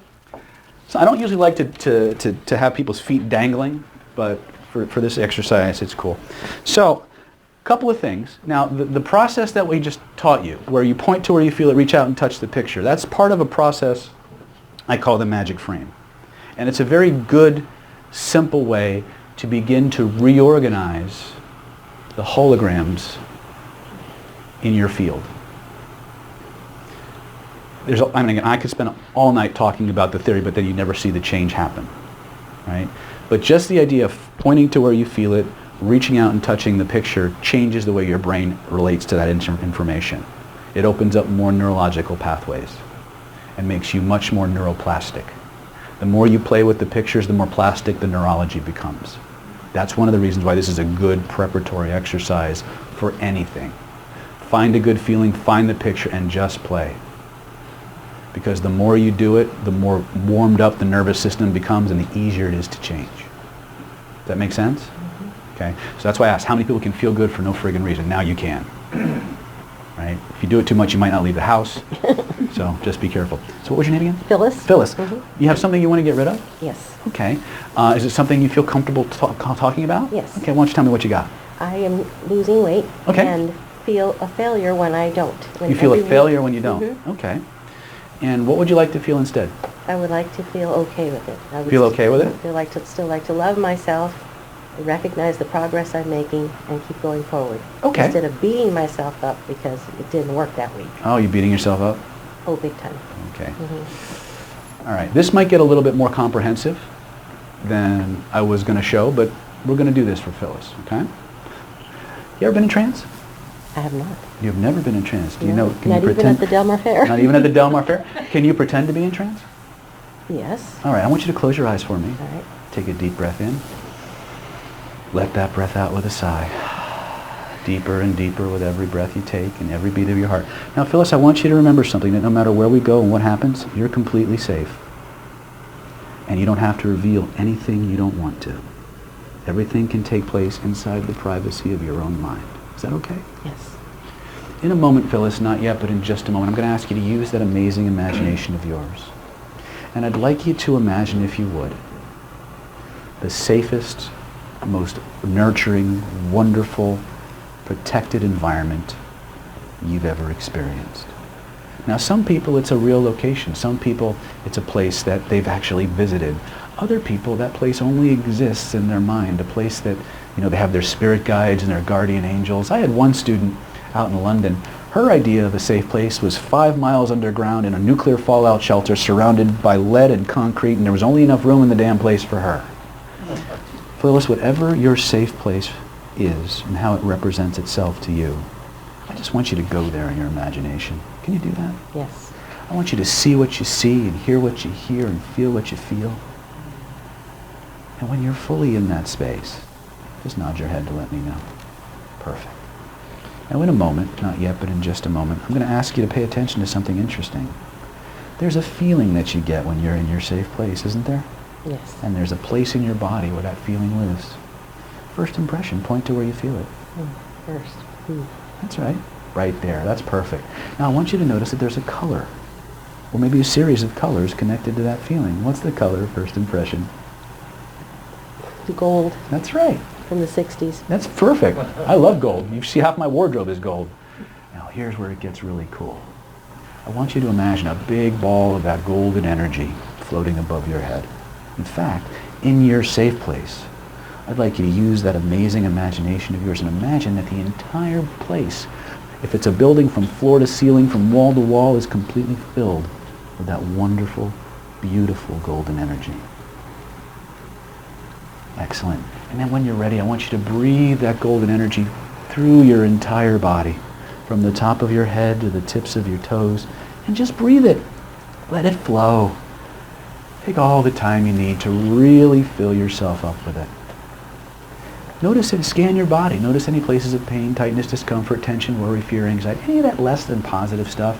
And since this is an endless, unlimited supply, breathe as much of that energy through those areas as you can, as you want to, and notice what happens. And tell me about it. I feel very relaxed. That's right. And just keep breathing. Let it flow. You're doing great. And as your body continues to soak in those wonderful, safe energies, those safe frequencies, another part of your mind may begin to float up out of your body, floating up into that safe energy, right into the very source of it. You may even begin to notice yourself merging completely with that place, like a drop of water merging back into the ocean from which it came. And you may also begin to notice, now it may or may not happen for you, but some people start to get the impression, the intuition, that from this place, Phyllis, anything that you can imagine, anything that you can intend, anything that you can physically act out must become real and true and manifest for you in this physical world. Because all the experts agree that it's the inner world that controls the outer world. And in your inner world, Phyllis, you're the goddess of your universe, and you have the absolute right and the authority and the permission to change anything you want. And I'm going to teach you how to do that. And once I teach you how to do that, you'll be able to do it for yourself forever. For anything you want, anything you need. If you can point to it, you'll change it. Now there's a feeling you've been having, a feeling you don't like. Or maybe you just want to change. A feeling that has everything to do with why you're here today. And I'd like you to notice that there's a place in your body where that feeling lives, and I'd like you to point to it for me. First impression. You're doing great. That one's hard, because it's out there. It's out there? Reach out and touch it for me. It's right there. Yeah, trace the edges of it with both of your hands so you know how big it is. Tell me about that shape. It is a human. It's a human? Cool. And is it all outside of your body? Okay. Does it have a color? Black. Black. And does it have a weight, temperature, or texture? It's just skinny and tall. As you focus on that skinny, tall human who's black and is out in front of you, I want you to use your mind's eye for me. I want you to travel into the center of that black, tiny human that's out in front of you. till you find the very center of it. That's right. And I want you to pass through the center of it, like a thread passing through the eye of a needle. I want you to follow that thread all the way back in time to the very first scene, situation, or event that is the point of origin of that tall, skinny black person that's out in front of you. And when you get there, the point of origin of it, and when you get there, I just want you to nod your head to let me know. Excellent. I'm going to ask you a series of questions. Just answer with your first impression. Are you inside or outside? Outside. Alone or with people? With people. Daytime or nighttime? Daytime. Look at your hands in that scene. Are they big girl hands, little girl hands, or somewhere in between? Little girl hands. Really? Excellent. Look at your feet. Are you wearing shoes or are you barefoot? Socks and shoes. Socks and shoes. Excellent. Look around you. Give me a report and tell me what's happening. I have family around me. We're watching an old TV set. An old TV set. And then what happens? It's daytime. It's daytime. And then the negative person comes in the room. Oh, the negative person comes in the room. And then what happens? They start yelling at us. They start yelling at you. When they start yelling at you, Phyllis, what happens then? Everybody gets quiet. Everybody gets quiet. And the TV goes off. The TV goes off. And when the TV goes off, what happens then? You get sad. You get sad. Yeah. When you get sad, Phyllis, what happens then? Cry. You cry. And you think and you feel bad. And you feel bad. Mm-hmm. That's right. I'm going to ask your unconscious mind to give me answer a question real quick right now, because I want to make sure you get everything you deserve instead of this stuff. Is that okay? Okay. If your unconscious mind could sort through all of your memories and find every version of yourself that had a similar experience to this moment and take them all to your safe place, how many would there be, first impression? Not too many. Yeah? Can you give me a number? Maybe 5. Perfect. Here's what I'd like you to do, Phyllis. I'd like you to ask your unconscious mind to go through your memories and find those versions of yourself that need to go to that safe place, that deserve and want to go to that safe place, and move them all there. And I want you to notice the feelings in your body shift and change as your unconscious mind moves those versions of yourself into that place. And when they're all there, take all the time you need. And when you know they're all there, just nod your head to let me know. You there? Okay. Perfect. Now, this is where it gets really cool. First thing I want you to do when they're all there is I want you to take your safe energy and I want you to breathe it through all of them and notice what happens. Tell me about it. Oh, they turn to dust. They turn to dust? Is that a good thing? Mm-hmm. Very cool. Now, whoever's left in that place, there's some stuff that that mean person and other people like that have pushed on you and forced you to carry, kind of like karma. You know, you familiar with the term karma? Yes. Now, in the world according to David, we have this special forces unit I call the karma police. Mm. And their job is to come in and joyfully and playfully and skillfully extract all of that crap that other people installed in you and projected on you and made you carry for all those years. Stuff that had nothing to do with you and everything to do with them. Mm-hmm. I want you to notice the feelings in your body shift and change as the karma police, in whatever form they take, come in and they pull out all that stuff. Yeah, those people are stupid. Yeah. If you could imagine all that stuff taken out of you and piled in a big old pile way off in the distance, how big would that pile be? Pretty big. Pretty damn big, That's that's right. Now I want you to watch all that stuff flying out, feel that stuff flying out, feel that pile getting bigger and bigger way off in the distance, and then right next to them are all, like a police lineup, are all the people that contributed to it. Oh. And what happens next is really interesting, because as soon as that pile is full size, the karma police go into phase 2. And this can either be very cathartic or a lot of fun, because what happens next is the karma police begin delivering. They go into that pile, they grab handfuls of it or big quantities of it, and they deliver it back to the person who generated it in the first place in the most karmically appropriate way possible. If they were mean, they get it back in a mean way. If they were nice about it, they get it back in a nice way. The way that gives you the greatest sense of fulfillment, validation, and vindication. The way that gives you the greatest sense of inner peace and closure. I just want you to notice that process taking place. Allow it to run its course completely. Notice the feelings in your body shifting and changing as that happens. And when you know it's done, just nod your head to let me know. Perfect. As you look at what's left of that big old pile, if anything, How much is left, and of what's left, how much of it is actually yours? It's just dust. Just dust. What do you want to do with that dust? Do you want to make it blow away or burn it up? Or Blow away. That's right. Now, as you look at the remaining memories of yourself, all cleansed and healed and happy in that safe place, how many of them are there? None. None? Perfect. So it's just you in the safe place now, right? Mm-hmm. Now, here's what I want you to do. Remember that in this place, Phyllis, everything's allowed. And I mean everything. I had one little girl, when we went through her clearing process, all she wanted was ice cream and hugs. And she was 35, but the little girl wanted ice cream and hugs. So I said, well, I want you to make the best alternate reality movie ever. And we gave her a very special kind of ice cream in a very special reality. She could eat as much as she wants for as long as she wants, and she'd never get sick, and she'd never gain weight, and she'd never lose a tooth, and an infinite supply of hugs. Aww. So when I say everything's allowed, Phyllis, Mm-hmm. I mean everything.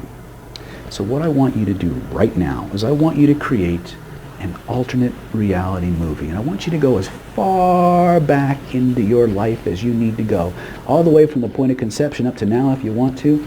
And I want you to script and write out and create the perfect life. If you had written the script and the actors had, and you had chosen the actors and they had played their roles to perfection, that gave you every experience, every quality, every resource, everything that would make you the happiest little camper on the planet every day for the rest of your life. That's what I want from you. And I want you to create that movie, see what you see, hear what you hear, feel what you feel, full dimensional. And when it's perfect, crystal clear in every way, I want you to watch it. Not once, not twice, but over and over and over again, hundreds of times at the speed of thought. Each repetition 10 times stronger, 10 times more powerful, 10 times more real, until it becomes more real than any experience you've ever had. And it overwrites every experience you've ever had. And just keep watching it, and notice as you do, there's a feeling or a set of feelings in your body connected to that alternate reality movie, isn't there? Mm-hmm. And there's a set of colors connected to those feelings. True or not true? True. What are those colors, Phyllis? They're bright. Yeah. Neon. Bright neon. Here's what I want you to do. I want you to take all those bright neon colors. I want you to breathe through every level of your mind, body, and soul, and especially through that black, slender figurine out in front of you, and notice what happens. That's not there anymore. It's not there anymore. Try to bring it back. Notice what happens instead. You can't. Oh. Just keep breathing those frequencies in until it's impossible to turn off. And when you know you've got it, try to turn it off and notice what happens instead. When you're ready to bring all this into reality, complete in expression with you, allow your eyes to open and notice how different you feel and the world looks. I can't do anything wrong. Hey! Give her a big round of applause. Well done. Thank you. You guys have any questions for this lovely lady who was not hypnotized?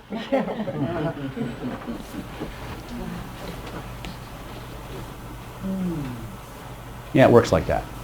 How long did that take? How long have you had that, Phyllis? The thing that's gone, how long have you had it? Since I was a child. Oh. Didn't know it though. Yeah. In a very literal sense. Okay, and it just gets a very deep well. By the way, it's still changing. There's changes that happen right away, and then there's changes that happen as a result of the changes. It's not uncommon for people to actually break out in a sweat. I will study. Yeah. When Why people, is that? The neurology is resetting itself at a very, very deep physiological level as well as a psycho-emotional one. It's holistic. So every part of you, from the subtlest vibrational aspects to the endocrine system to the organs themselves, the acupuncture meridians, it's all involved. Right? This is what happens when the entire system is engaged. Okay? Now, that was a much more complex intervention. But it starts with point to where you feel it. Find the picture. We actually did that, didn't we? Reach out and touch the picture because the thing she had was actually outside of her. That's part of the language of the neurology. Size, shape, location. Have meaning. Meaning to the neurology. It's part of the alphabet. that the neurology runs on. We just take them as phenomena or attributes, but they're not. Every attribute has a neurological significance. Does that make sense? How many people here have something they would like to change? How many are lying to me? Because only the front row raised their hands. Right? Remember, if you want to manifest things, you have to clear your energy field. These objects that we point to and we reach out and we touch, your neurology interprets them as solid objects. They have as much reality to it as this table. What's going on with you two? I can see that. Salt and pepper over here. All right. So you can do this to install things that you want, but it's always a good idea. It's always a good idea to clean up the things holding you back first. I've got this tape running. Oh yeah. About being lonely. Being lonely. Yeah. How long you had that? Consciously relaxed the last month. Okay. Yeah. And how about unconsciously? All my life. All your life. Okay. Is it okay to get rid of it? Yeah. She's like, oh shit. I opened my mouth. Yeah, that wasn't very convincing. Yeah. Now that's actually one of the things I pay attention to. When I ask somebody, I ask that question for a very specific reason. The unconscious mind always answers first, but not always verbally. And so when I ask that question, I'm looking at what your body does. If I see this moment of the startle response, that tells me what I need to know right there, that there's something else that needs to be cleared first. Your body wants you to be happy. But if it has to choose between keeping you safe and keeping you happy, guess what it'll choose? Because safety equals familiar. Right? That's the rub. Right? So there's hypnotic principles in here, but there's a vibrational overlay to this that gives us a much broader understanding of how the system actually creates our experience. NLP gave us the hint back in the 70s, and it was cutting edge, and it still is in many cases. But there's a deeper phenomenon, there's a deeper reality to these things that NLP discovered and led us to.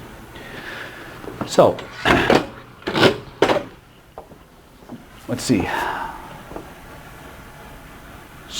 Did I give anybody a little piece that will intrigue them? Yeah. Yes, have some, right? It's like sipping from a frickin' fire hose, I know. How about that idea of self-fulfilling prophecies? Did we kind of cover that whole idea? And how to create a better one? Do you think what Phyllis has is a self-fulfilling prophecy now? Yeah. All of them self-fulfilling prophecies are memory recordings encapsulated holographically within the neurology on an endless loop. But the thing we need to understand about them is that they are in fact holographic. They're a hologram of your consciousness, which means on a very literal level, everything that you knew up to that point of trauma, when the system created that code, it knows. And nothing else beyond that. What do you mean by hologram? Do you understand the theory of a hologram? Sort of, yeah. 3D, Okay. whatever. A hologram is an optical construct where they take a light beam and they split it, and then they shine one side. You could probably explain a hologram better than me, John. No, you're doing great. Okay. I will probably get some of it wrong, but here's the idea. When you create a hologram, they split this light beam, they send part of it to an object, the other part goes to a photographic plate, and those beams, when they connect again at the plate, create a three-dimensional image on that plate that if you shine a laser beam or a light beam through it, the entire three-dimensional image is represented, and you can see it from all the different angles. But here's the interesting thing about a hologram and fractals, which is a different concept but similar, is that if I take that hologram and I break it up into pieces, and I shine a light through one piece of that hologram, the entire image is there. It just has lower resolution. Does that make sense? Your consciousness, your totality as a human being is holographic. Okay? So, let me see, maybe I can diagram this a little bit. This goes back to, again, okay, well, I'll just do weird stuff for a while. You guys don't want to break. I was going to give you a 15-minute break and we come back and let you guys zap each other. But no, okay, fine. You just want to see me lecture. Get that look of horror when you actually see him do something. I gotta do that. Yeah, you, right. So think about, let's talk about the anatomy of trauma, because that's really what we're talking about. All the things that keep us stuck, we learned. Period. We come into this world with no limits in our mind.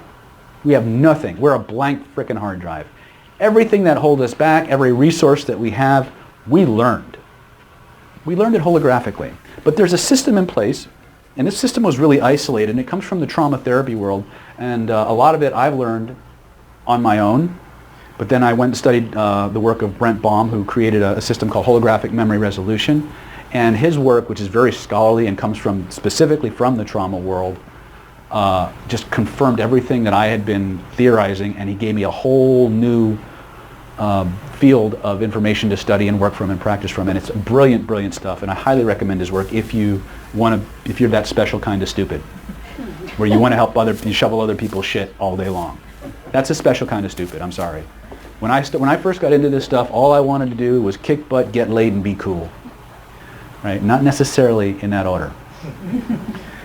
But as you go about solving your own problems, dealing with your own stuff, life and the universe has a very interesting way of bringing you full circle. If you'd told me 15, 20 years ago that I'd be seeing patients 8 hours a day, 5 days a week, and that was not on my radar. Right? As we evolve, as we go through these different stages, which you're supposed to do, you're supposed to indulge. So you can you can't discover the middle ground until you know what the extremes are, ladies and gentlemen. You just hope you don't go to the extreme that you kill yourself and wind up having to do it again in the next life, right? But that's kind of where it started. So in trauma, if this is baseline, right? This is our yes, sir. How do you spell his last name? B-A-U-M. B-A-U-M. So this is our life, right? This is our timeline. Now every now and then, shit happens. Right? These are our highs, emotional highs and lows. And then there's a threshold. Threshold. This is the limit. So things are going along, and every now and then something breaks that threshold. Right? We'll call this terminal event. Means when you hit this point, you're either dead or you survived. Either way, problem solved. Right? But what's happening is there's a recorder that's running through this whole process. It's your unconscious mind recording the events of your life in a way that's in holographic nature, but for the most part, nothing crazy is happening. But every now and then, you get this spike. And it starts at T-1, or T, depending on how you do it, and then up to T10, which is terminal event. There's this escalation of shock and arousal in the nervous system. Right? At about T9, a mechanism is triggered. The trauma defense mechanism. And literally what happens is for a fraction of a second, everything goes offline. You ever have your system spontaneously reboot? Like you're in the middle of something else and it just decides to reboot for no reason? Guess where that came from, right? At T-9 or T9, the system goes offline.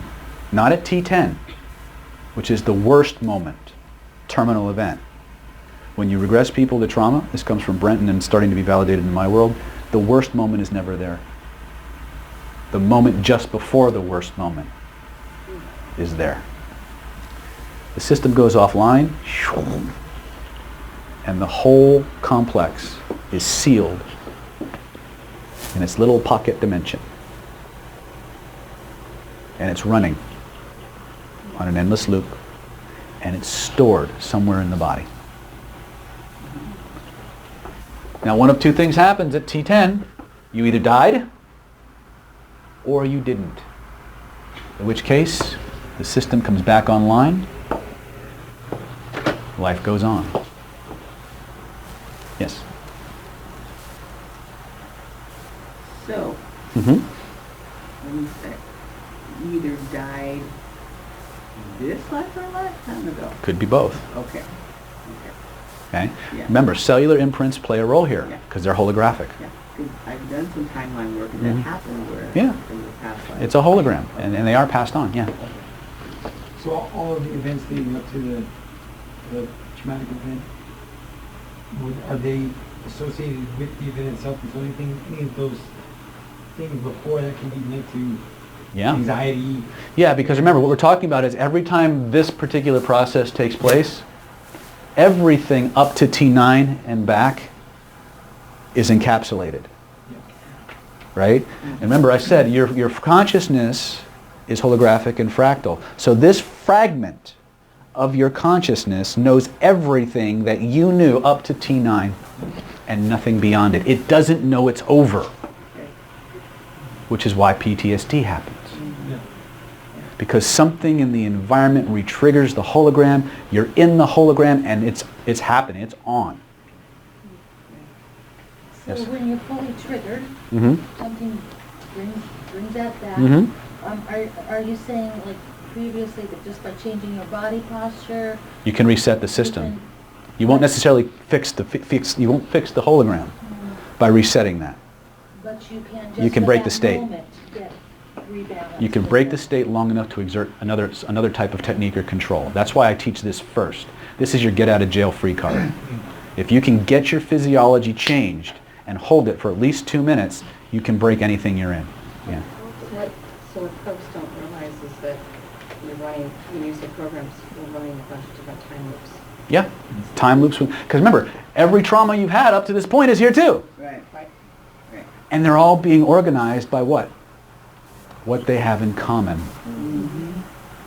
But those time loops can also be edited. They are. That's usually why we wind up with tumors and things like that. No, I said you can edit those. Oh yeah, that's the whole point of this, is that once we understand there's a vibrational reality to these, certain frequencies are missing, we add those frequencies back, the system reintegrates. The trauma goes away because now the drop has merged back into the ocean and you can heal. You got a question? I already answered it? Okay. But you can't stop the event from happening, just how you react to it. You can completely depotentiate the experience. So a divorce, firing. Yeah. A lot of times people come in to my clinic and they're getting over a bad breakup. And when I say go back to the first scene, situation, or event that is the source of that feeling, you know where they are? 0 to 7. 0 to 7, yep. Yeah. 8 times out of 10, 0 to 7. Yeah. You fix it there, it doesn't bother them that much anymore. The further back we go in the human timeline, the more powerful and pervasive and foundational the memories are. Okay? I can shake the floor of the third floor of this building and shake the third floor. Or I can shake the earth and the entire building shakes. Which would be more efficient. Right? Just to use a earthquake metaphor because we're in California, right? Right? But this is literally, this is how you make a practical understanding and apply this to abundance and law of attraction. The vibrations in your the energy field around you is a vibrational phenomena. And you have a range of vibrational frequencies. And each and every one of those is analogous to a feeling and a color. And as you access the feelings and the colors, which in Hermetics we call correspondences, the more correspondences you tap into, the more aspects of the holographic neurology and the holographic metaphor you activate, the more power and more rapidly you can change it. Now what I did with Felicia was what we call a level 2 intervention. Is that I got the impression that as I was working with her that this wasn't a once and done thing. So I did what I call a batch release. We brought all the memories that were connected to it because the unconscious mind knows they're all buried. She knows where all of them are. I call it talking to the boss. Right? Because there's only 2 entities in the universe that know where this problem started and who was involved. That's God and your unconscious mind. Now, in California, we have really nice weather and a lot of golf courses. God plays an awful lot of golf. So he doesn't always take my calls. But the unconscious mind is always home, and he or she always knows where we need to go, if you trust it. And that's the problem. We're not taught to trust that other part, because A, nobody told us how to separate a conscious response from an unconscious one. And many times we're at the same level as the problem. which is why we need somebody to guide us. Not always. I put a lot of, how many people are here because of my videos? How many people actually say, wow, almost none of you are here from my videos? Holy shit. Fresh meat! No. Right?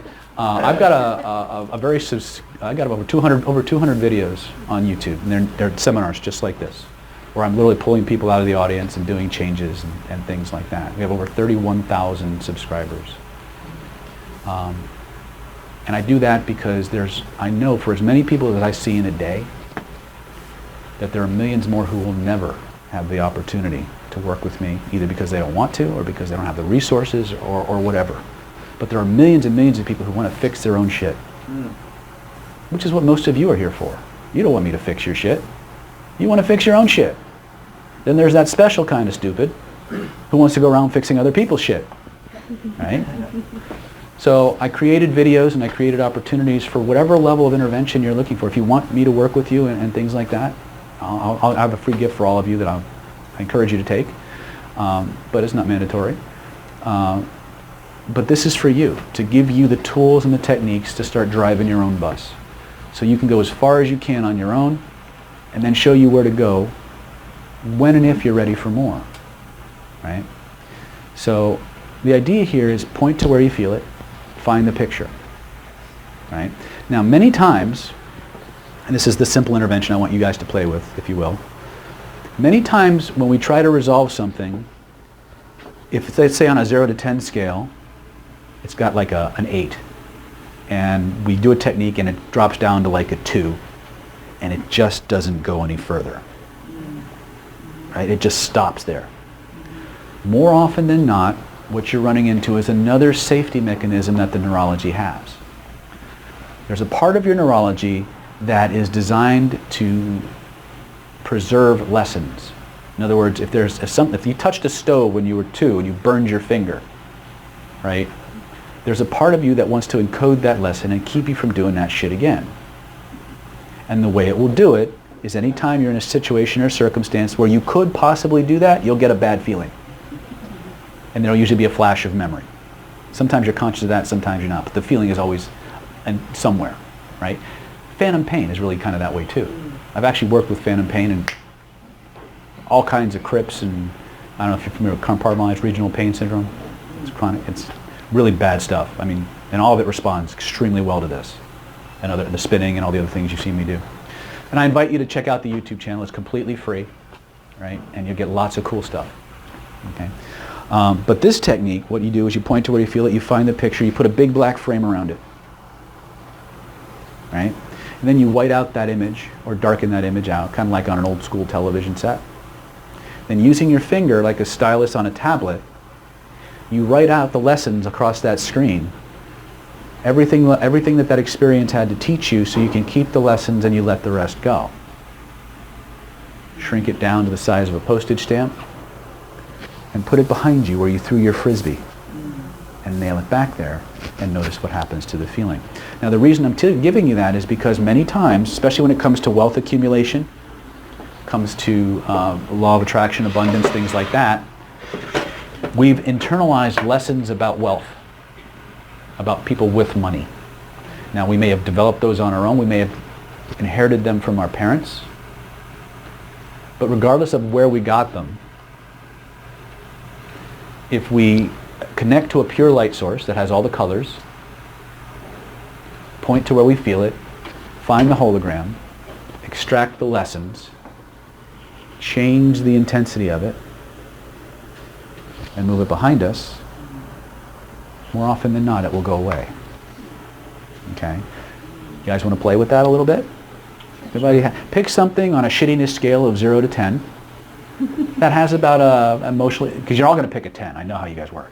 You ain't fooling me. You guys, dude, this is not my first rodeo. But something that bothers you that you'd like to change, that on a 0 to 10 scale is about a 1 to 3. 1 to being low. Yeah, not too much. Because I don't want anybody having screaming reactions that I have to fix. It's getting late. Because I can fix it. I just, But again, just stand up for this, because sometimes it's easier to do this standing up.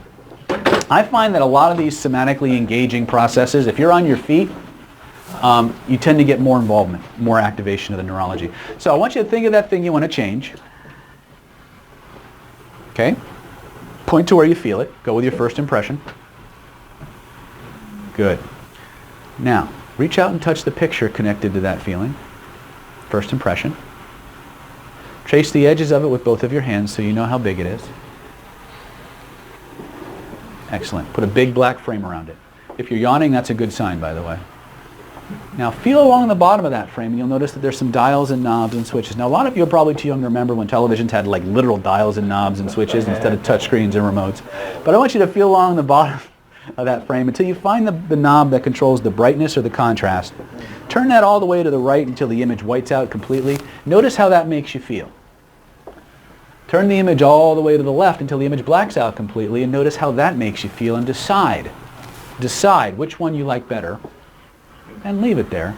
And then using the index finger of your dominant hand like a stylus on a tablet. Now there were some lessons and some things that this experience had to teach you. I want you to write those lessons in glowing golden letters across that screen so you can keep the lessons and let the rest go. Now here's the best part. You don't even have to know what the hell you're writing.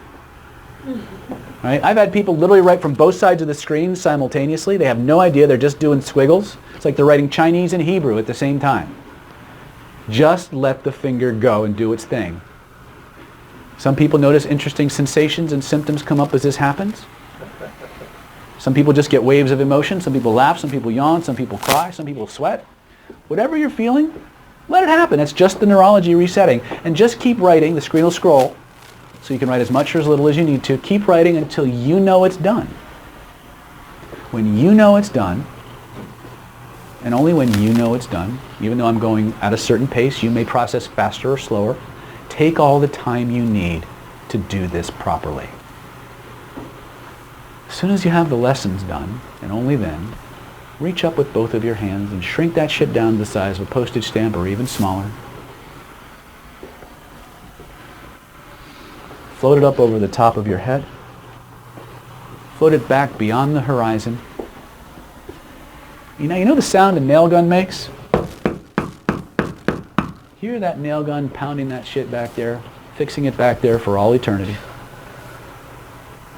Notice the process taking place. When you know it's locked back there for all eternity, try to bring it back and notice what happens instead.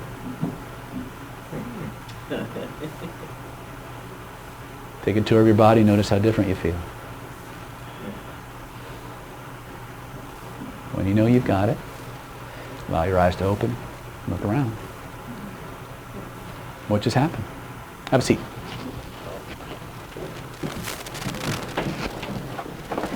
What just happened? What's your name? Joyce. Joyce, what just happened? Feel a little lighter. Feel a little lighter? Yeah. Very cool, right? That light feeling is literally a lightning feeling, right? The neurology has an organization to it, okay? In NLP we say the map is not the territory, right? And people say, right, and inside they're going, what the fuck does that mean? Because I did for 20 years. Like, what it means is that the sum total of reality and all the information in it is far too big for us to consciously comprehend. So your neurology creates a map, a facsimile of what it thinks thinks the universe works. And depending on how information rich that map is, we have access or more access or less access to stuff. But the map is not the terrain. And the best part is, and this is the thing they really didn't tell us, is that the terrain is easily more robust to accommodate pretty much any map you impose on it. Some just deliver the result, get you to the destination faster or slower than others. If you understand the metaphor, right? Sequita, how you doing, sweetie? Have a moment. Yeah, let it happen. Yeah. Let it come up, let it come out. As I like to say, as you feel it, you reveal it. As you reveal it, you heal it. Solved, dissolved, and resolved from the body. Solved, dissolved, and resolved from the mind for all the right reasons. The human body, the human being, is designed to pass energy and information through it. You are not a human being. You are a human being, which implies you are a process of processes. In Chinese medicine we say anytime information or energy stops in the body, you have pain, you have illness, you have disease, you have tension. There's a principle there. That's a universal one. Right? The things that bother us are the places in our body where we stuck energy. Right? And the worst place we can keep it is locked inside. Yes, ma'am. I have a question. So you said we can talk margins between 0 and 0. Most of it, yeah. And what if you don't remember anything from that? The body always knows, and we follow the body's somatic address. The feeling location in the body, even if we don't know consciously what's there, we're still accessing the hologram. So we can still deal with it. And many times, because of the unique questioning protocol that we use, we can slowly unlock most of that. There are other techniques that tap into this holographic model. I don't even have to know what you're working on. You don't even have to know consciously. And that's one of the big fallacies in a lot of our talk therapies, is that we believe that before we can work with anything, we have to consciously know what it was. No, you don't. If there's a feeling that you can isolate in your body, you have pretty much all the information you need, give or take a few elements, to change it. Because once you have the feeling, you have access to the sum total of the holographic information that's stored there, which means all the colors, all the feelings, all the temperatures, all the shapes, all the metaphors that are analogous to that information come to a head right there, or wherever that feeling emanates from. So literally, if you can point to it, you can change it. And you can put something else there instead. That's where the generative part comes in. See, not only is, if all we did was learn how to clear our shit, that would be awesome.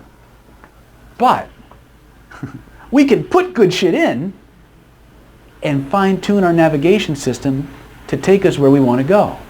To become the person who can be, do, and have those things. Now, most of us are kind of defaulted towards putting that in first. The problem is that the conception, the model of that outcome is informed by all the shit that's holding you back. Right? So by definition, the outcome we're creating is tainted by the shit that's in the way. That's changing how we filter our perceptions. So if you change that stuff first, very often what you want and how you want it and how you perceive it begins to change subtly also. And those things are far more likely to manifest. Does that make sense? Is this useful? Yeah. Okay. So I have a question. Yes, sir. So why is the human body then kind of storing this energy in the body, you know, Mm-hmm. it's a food for the human being? In my world, we call it a somatic address. Right, somatic address, yeah. So why is it like inside the body? Why is it inside the body? You'd have to ask God. I don't know. Well, actually, Felicia's wasn't. The good feelings, her safety feelings, they were right here, right? The gold. But when she accessed the thing that she wanted to change, it was out here. It doesn't really matter where it's at. It's how you relate to it that's important. This is why creating a defined set system and imposing it on everybody, well, you get about 50%, if that. But it's just much more easier when I have her point to a feeling she wants more of and give me a color, and she says blue, but I know the heart colors are green and pink. No, that's wrong. Because that's what we do. Right? We ask somebody what their color is, it doesn't match the system we were taught, and all of a sudden they're wrong or that system is. Well, I'm more highly invested in that than you are, and I am in you, so you must be wrong. Fuck that. Whatever a person gives you, you have to work within their holographic metaphors, their worldview. They're never wrong. So if you place then that stuff, let's say in kidneys or in the body, is it more likely you would develop a disease, manifest a disease? Yeah. In fact, if anybody's familiar with Louise Hay's work, exactly, yeah, Louise is brilliant, and and clinically, I don't think she's been wrong yet. In clinical experience, when I've regressed people, and more often than not, she's in the ballpark. So I wouldn't take her literally, but as a guide. And when you start working with people, notice what patterns start to arise, and you'll find out that more often than not, there's a definite pattern. And it's the patterns and the ability to recognize those patterns that are what's true in this universe. Everything else changes, but the patterns keep emerging at different levels of reality. So true. And once you learn to see the patterns, that's the law of analogy, by the way. That's the law of analogy. And that's what NLP and Oriental medicine and the martial arts that I study, which I have a 9th degree black belt in the martial arts, and the art that I specialize in is an energy-based martial art that teaches people how to defend themselves using the acupuncture points and meridians to make them do weird things, like wet themselves. And I would never do that, but it beats killing them, I guess. But my point is, I spent a lot of time in this field, in this world, right? Putting a lot of things together for me. I didn't, as altruistic as I may seem, I did not create this shit for you. Right? I had my own problems, I had my own shit I wanted to deal with, and I just was relentless in my pursuit of finding ways to stop suffering and to get the things I wanted in life. It turns out other people want that too. So here I am. Right? So we have about half an hour left. Where do you want to go next? It's your meetup. Tell me what you want. Not a fucking clue. Is this fun? Is this useful? Yeah, definitely. All right. How many people noticed a profound change when they move that shit behind them? All right. Obviously, right? And what you're seeing with Sequita, I don't know if how many were paying attention, but what you saw was an emotional detox. It was an emotional release of the shit that was stored in the body because of where that hologram was in relation to her spinal cord. Okay. I'll give you one last thing that you can play with. I call this particular process. I call it the control panel, and I need to give you some background on it before. Away with you! All right. So let me just put. Shit, that didn't work either. Maybe I'll just pretend. Okay. Exit draw. All right, that's good enough. Where's my erase? Was there an erase? I know there was an erase somewhere. There we go. We'll just erase this. Okay, good. So going back to my draw, the human body radiates an electromagnetic field that is measurable with instruments, 8 feet in diameter from the human body. If we take liberties with that field and we impose a torus shape. You guys know what a torus is? It's like a donut. If you haven't, you'll see it eventually. If we divide the human being, if this is the frontal plane, this is the posterior plane, this is the spinal cord. Okay? Anything in the frontal plane is active and open. Think about your desktop at home on your computer. Now, if you've ever seen my desktops, you know that you can't actually see the desktop because there's files everywhere, right? And if you've ever had a bunch of files open at the same time, you know that some files are bigger, some files are smaller, some are really, really up close, and they hide things behind them. That sound familiar? Everything in your frontal plane is an active, open file, a program that's running. And they're layered vibrationally on top of each other. Because they're vibrational, they don't take up any space, so you can have an infinite amount of information in the same area. But the minute you point to a feeling in the body, you target a particular file, that one pops to the top. Kind of like your computer. Right? And then you can work with it. Most people's forward frontal planes, frontal hemispheres, are completely occluded with shit. Okay? There's stuff that's in your face, there's stuff that's at a distance. You get somebody who suffers from chronic anxiety, depression, worry, fear, phobias. Their pictures are this close and they're this fucking big. Without fail. Without fail. Every now and then you'll find an exception that proves the rule, but clinically this is how it works. When you got someone who's completely overwhelmed by an experience, the picture is too big and it's too close to the core of the body. The first thing you want to do besides changing their posture is have them point to where they feel it, find the picture and move it. I had you guys do that, didn't I? Had you find a feeling, reach out and touch it, make it bigger, what happened? The feeling got more intense. True or not true? Had you pull it closer to your body, what happened? Had you put yourself in it, what happened? It got even more intense. Probably even felt like you were having it again for some of you, right? This is what's going on. This is two components of the holographic nature of the nervous system. There's tons more information in there, but you won't get it unless you ask for it.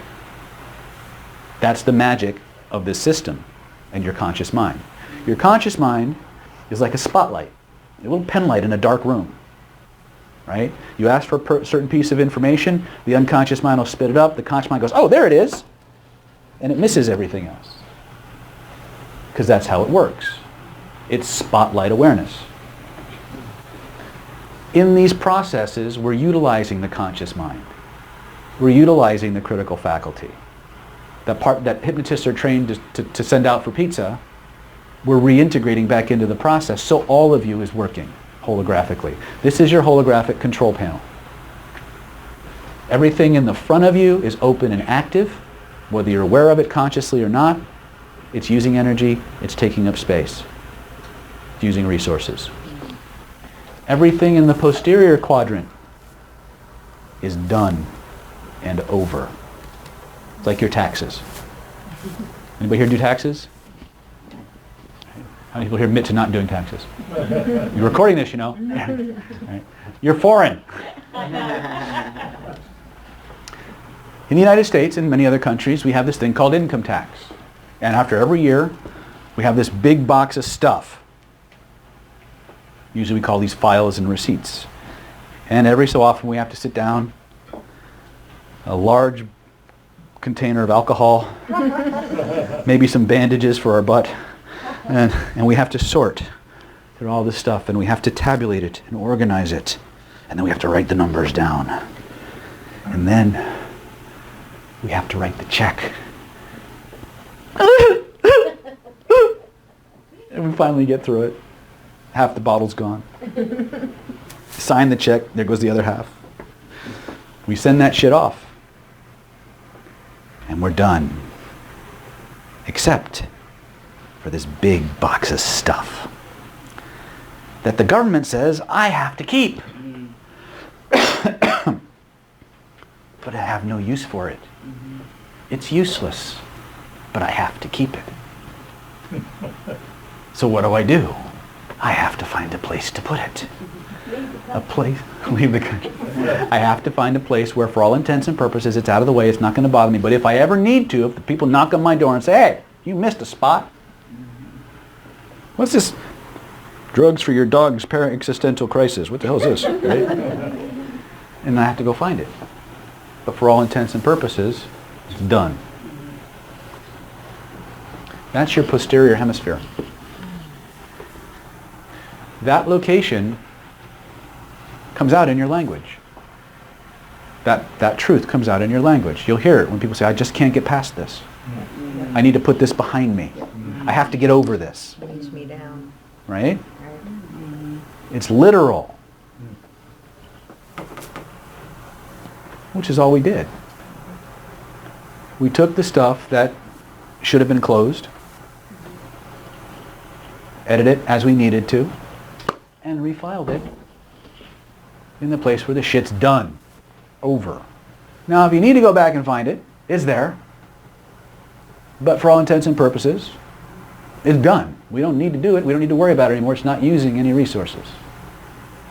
You said sometimes it comes back in fragments. If you didn't. Not usually with this. Holographically, usually this will be part of a much more comprehensive intervention. But for many things, this is enough. So this is conceptual. This isn't actual physical.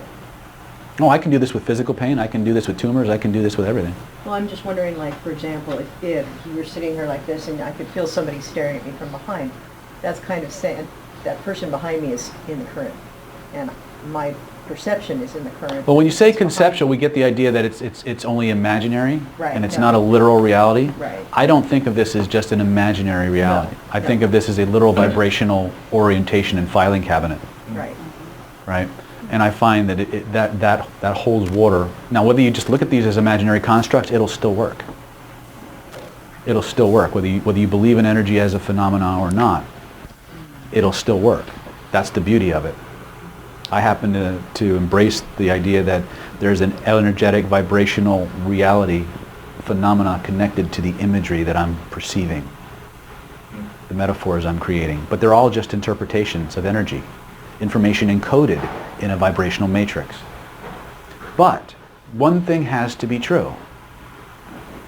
If the body is a result of the energies that make it up, and the experiences that we have are a result of the information encoded in the energy, then by definition, that energy must be encoded in a language the neurology understands. And if that's true, what is that language? Well, that language is size, shape, location, color. Everything that we consider an attribute has neurological meaning. It tells the neurology how to generate an experience, which is analogous to a vibrational signature, which is holographic in nature. And if you can access one piece of the hologram, you can access all of it. Does that make sense? Heavy shit. But it's fun. But here's the best part. If you can point to it, you can change it. What if you can't point to it? Then you don't have a problem. Think about it. Yeah. Think about it. How many people here have something that's bothering them that they don't feel? Yes, sir. Can you ask me to point to somewhere where I had something I wanted to change? Couldn't think of any. It's all right. Watch his gestures. Because the hands will always go where it is, even though they're not conscious of it. This is the other thing you need to understand, is your hands beside your eyes take up more bandwidth and real estate in the brain than any other part of you. If you ever look at a homunculus, which is a diagram that shows the neurological layout of the hands to the brain, hands are everywhere. So when people talk about, you'll see this now. Don't believe me. Go out, watch humans in their natural environment and interact with them and watch what they do. Don't just pay attention to what they say. Watch what they do. They'll say, I have this problem and I can't seem to get past it. I don't know what it is. I wish I could find it. Right in front of them. It's right fucking there. That's funny. The hands will always go to the spatial location where the information is stored. From there, all you want to do is somatically bridge it to the feeling state connected to it. That's interesting. Then you ask him for a color, and now you've got 3 cortexes of the brain active. And the more information you ask for, the more the brain lights up like a Christmas tree. Yes? So if it's something like a generalized anxiety, Mm-hmm. you can't pinpoint exactly what's triggered the thought or... Look at her hands. I see. Yeah, I'm watching her hands. But you can feel it? See the direction it's moving? Yeah, and... So grab it. And, yeah. Slowly spin it the opposite way. Notice what happens. Out. Yeah. How about that? Wow. That's how literal your body is. That's why you asked Phyllis about her hands when she was visualizing where she was. Mm-hmm. Because that's the easiest to retrieve. Yep. I didn't want to believe, when I touched my body, I didn't want to believe that's what it was, but I went there. I know. And I was thinking, this can't be it, but that's where I went. I know. It's a perfect example of the unconscious mind talking to you. Yeah. That's huge, ladies and gentlemen. Milton Erickson, a very famous hypnotist, said clients will be your clients because they're out of rapport with their unconscious mind. This means they're not communicating because you don't understand the language. Okay? Can I ask a question? You can ask anything you like. Thank you. I have a fear, my question is about law of attraction, and I have very bright imagination, and I almost always, or very often when I drive a car, I imagine the car accident with all these feelings, sounds, like crash, metal crash, this bomb signals, everything. People screaming, this very bright picture in my head, and Very bright picture in your head? very bright picture in my head, and I'm afraid that my imagination will attract this situation in my real life because it's I try to get rid of it. I try to somehow to make it disappear, but it's very often it pops up. It's just occasionally kind of pop up in my or another scary pictures about my child or something which scares me, and it becomes very alive. How big is her picture? Huge. Huge. Where is it? Real close. Pictures become Where's her picture? It's right in front of her. How big is it, Sequita? It's huge. It's this big. Yeah. So if I take this picture and I move it back here, how does that feel? Better. Okay.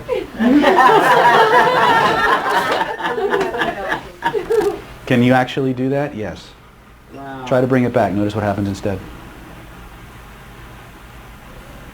It actually can be back.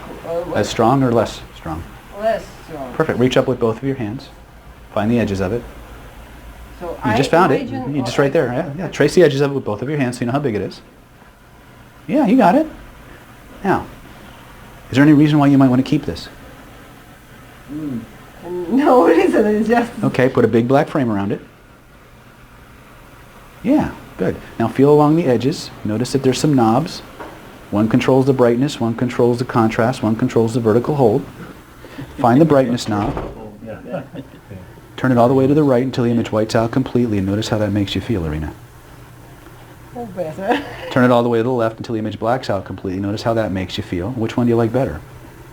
Not black. Okay, black it out completely. Now, using the index finger of your dominant hand like a stylus on a tablet, there were some lessons that this experience had to teach you. I want you to write those lessons across that screen. Drive safely. Yeah. So you can keep the lessons but let the rest go, and just keep writing until all the feelings, all the lessons that need to be kept are on that screen. And just keep going. When you know it's done, just nod your head to let me know. Shrink it down to the size of a postage stamp, even smaller. Float it up over the top of your head, all the way back behind the horizon. Now you know the sound a nail gun makes? Hear it nailed back there. Nailed back there for all eternity. When you know it's nailed back there for all eternity, try to bring it back and notice what happens instead.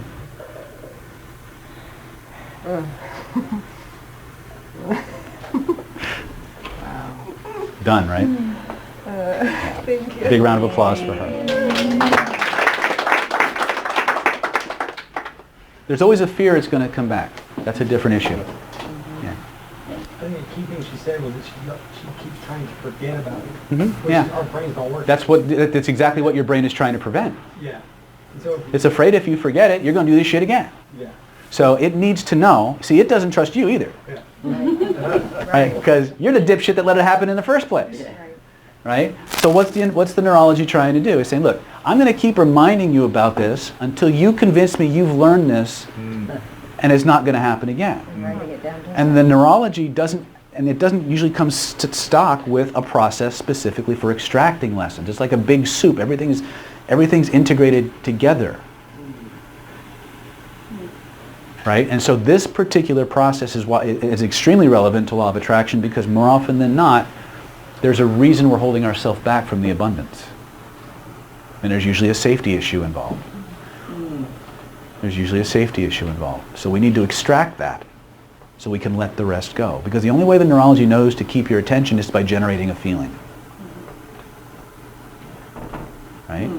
So once you extract the information and you've put it in the place where it knows it's retrievable and it'll be there, the neurology's happy to let that other shit go. It's an all or nothing scenario. You either take all of it or you extract that one piece, so I will let the rest go. Does that make sense? So one of the things you might, yes, Felicia? Why do niches bring white or black? Because it's opaque. I've had people turn it brown. Blue, pink, doesn't really matter. I do all kinds of really cool things with the color of that frame in more advanced applications, but for right now, entry-level stuff that you can just zap stuff very episodically, which is really what this is, right? Single session stuff that's been just bothering you, keeps coming back. The magic frame is a really, really good technique. You can use the same process to put stuff out here that you want more of or you want to be magnetized towards, right? We don't have time to go into that. Yeah, when is that class? Right after this one. Well, think about something you want. Okay, think about something you want. Notice where in your body you feel it. Now imagine that floating somewhere in the space around you is a picture that represents that experience or that feeling. Reach out and touch it. Trace the edges of it with both of your hands so you know how big it is. Now, anybody here ever drive? You know how you have a windshield, you can see through the windshield? I want you to imagine writing all the lessons why you deserve this thing and why it's going to happen and why it's good for you to have across that screen in glowing golden letters. And I want you to take it and make it as big as you can stand it, like a panorama, and put it out in front of you like a windshield so that no matter where you go or what you do, you always see the world through that filter. And notice what happens to the feelings in your body. Now, you may notice that there's a color connected to those feelings in your body. You may want to put a big, bright frame of that color around that windshield. Maybe even tint it that color a little bit. And just for fun, reach out and grab that windshield and the frame, lift it up over your head, pull it down through your entire body over and over and over again, and notice what happens.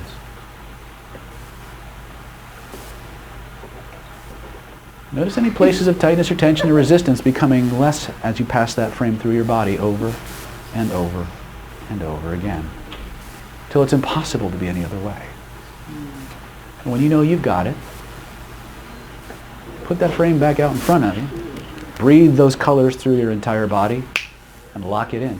And when you know you've got that, try to turn it off and notice what happens instead.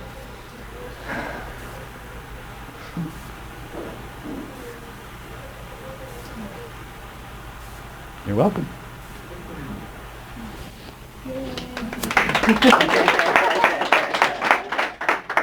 Can it really be that fast? You tell me. When the system works holistically and synergistically, all the parts doing their job, magic happens. But it's a magic that we can explain. But does that make it any less magical? No. Now, for everybody who came out tonight, especially all you new people, I have a free gift for sitting through my long-winded dissertation on stuff. Usually to walk in, you guys know I see clients, and that's okay. I also teach trainings. I offer something for everybody at every level. But tonight is a free gift for everybody. Everybody who came out tonight who's interested and wants to, I have a free gift. You do normally to walk into my room and work with me, it's $175 an hour, and that rate's going to go up real soon. For everybody who came out tonight, I'd like to offer you all a free gift, besides the cool little notepads you handed back in. Everybody who came out tonight gets a free 30-minute consultation with me. And I don't take everybody as a client. Okay, I'm very, very particular about who I take on. During the consultation, we'll discuss anything that you want to discuss. If you have questions, you just want to pick my brain, go for it. Michelle will tell you, right? If you have something you think I might be able to help you with, we'll discuss your case, we'll evaluate the fit between your methods and my methods and your issues or the things you want to discover. If you're a fit, we'll discuss strategies and tactics for helping you get those situations resolved in the shortest amount of time possible.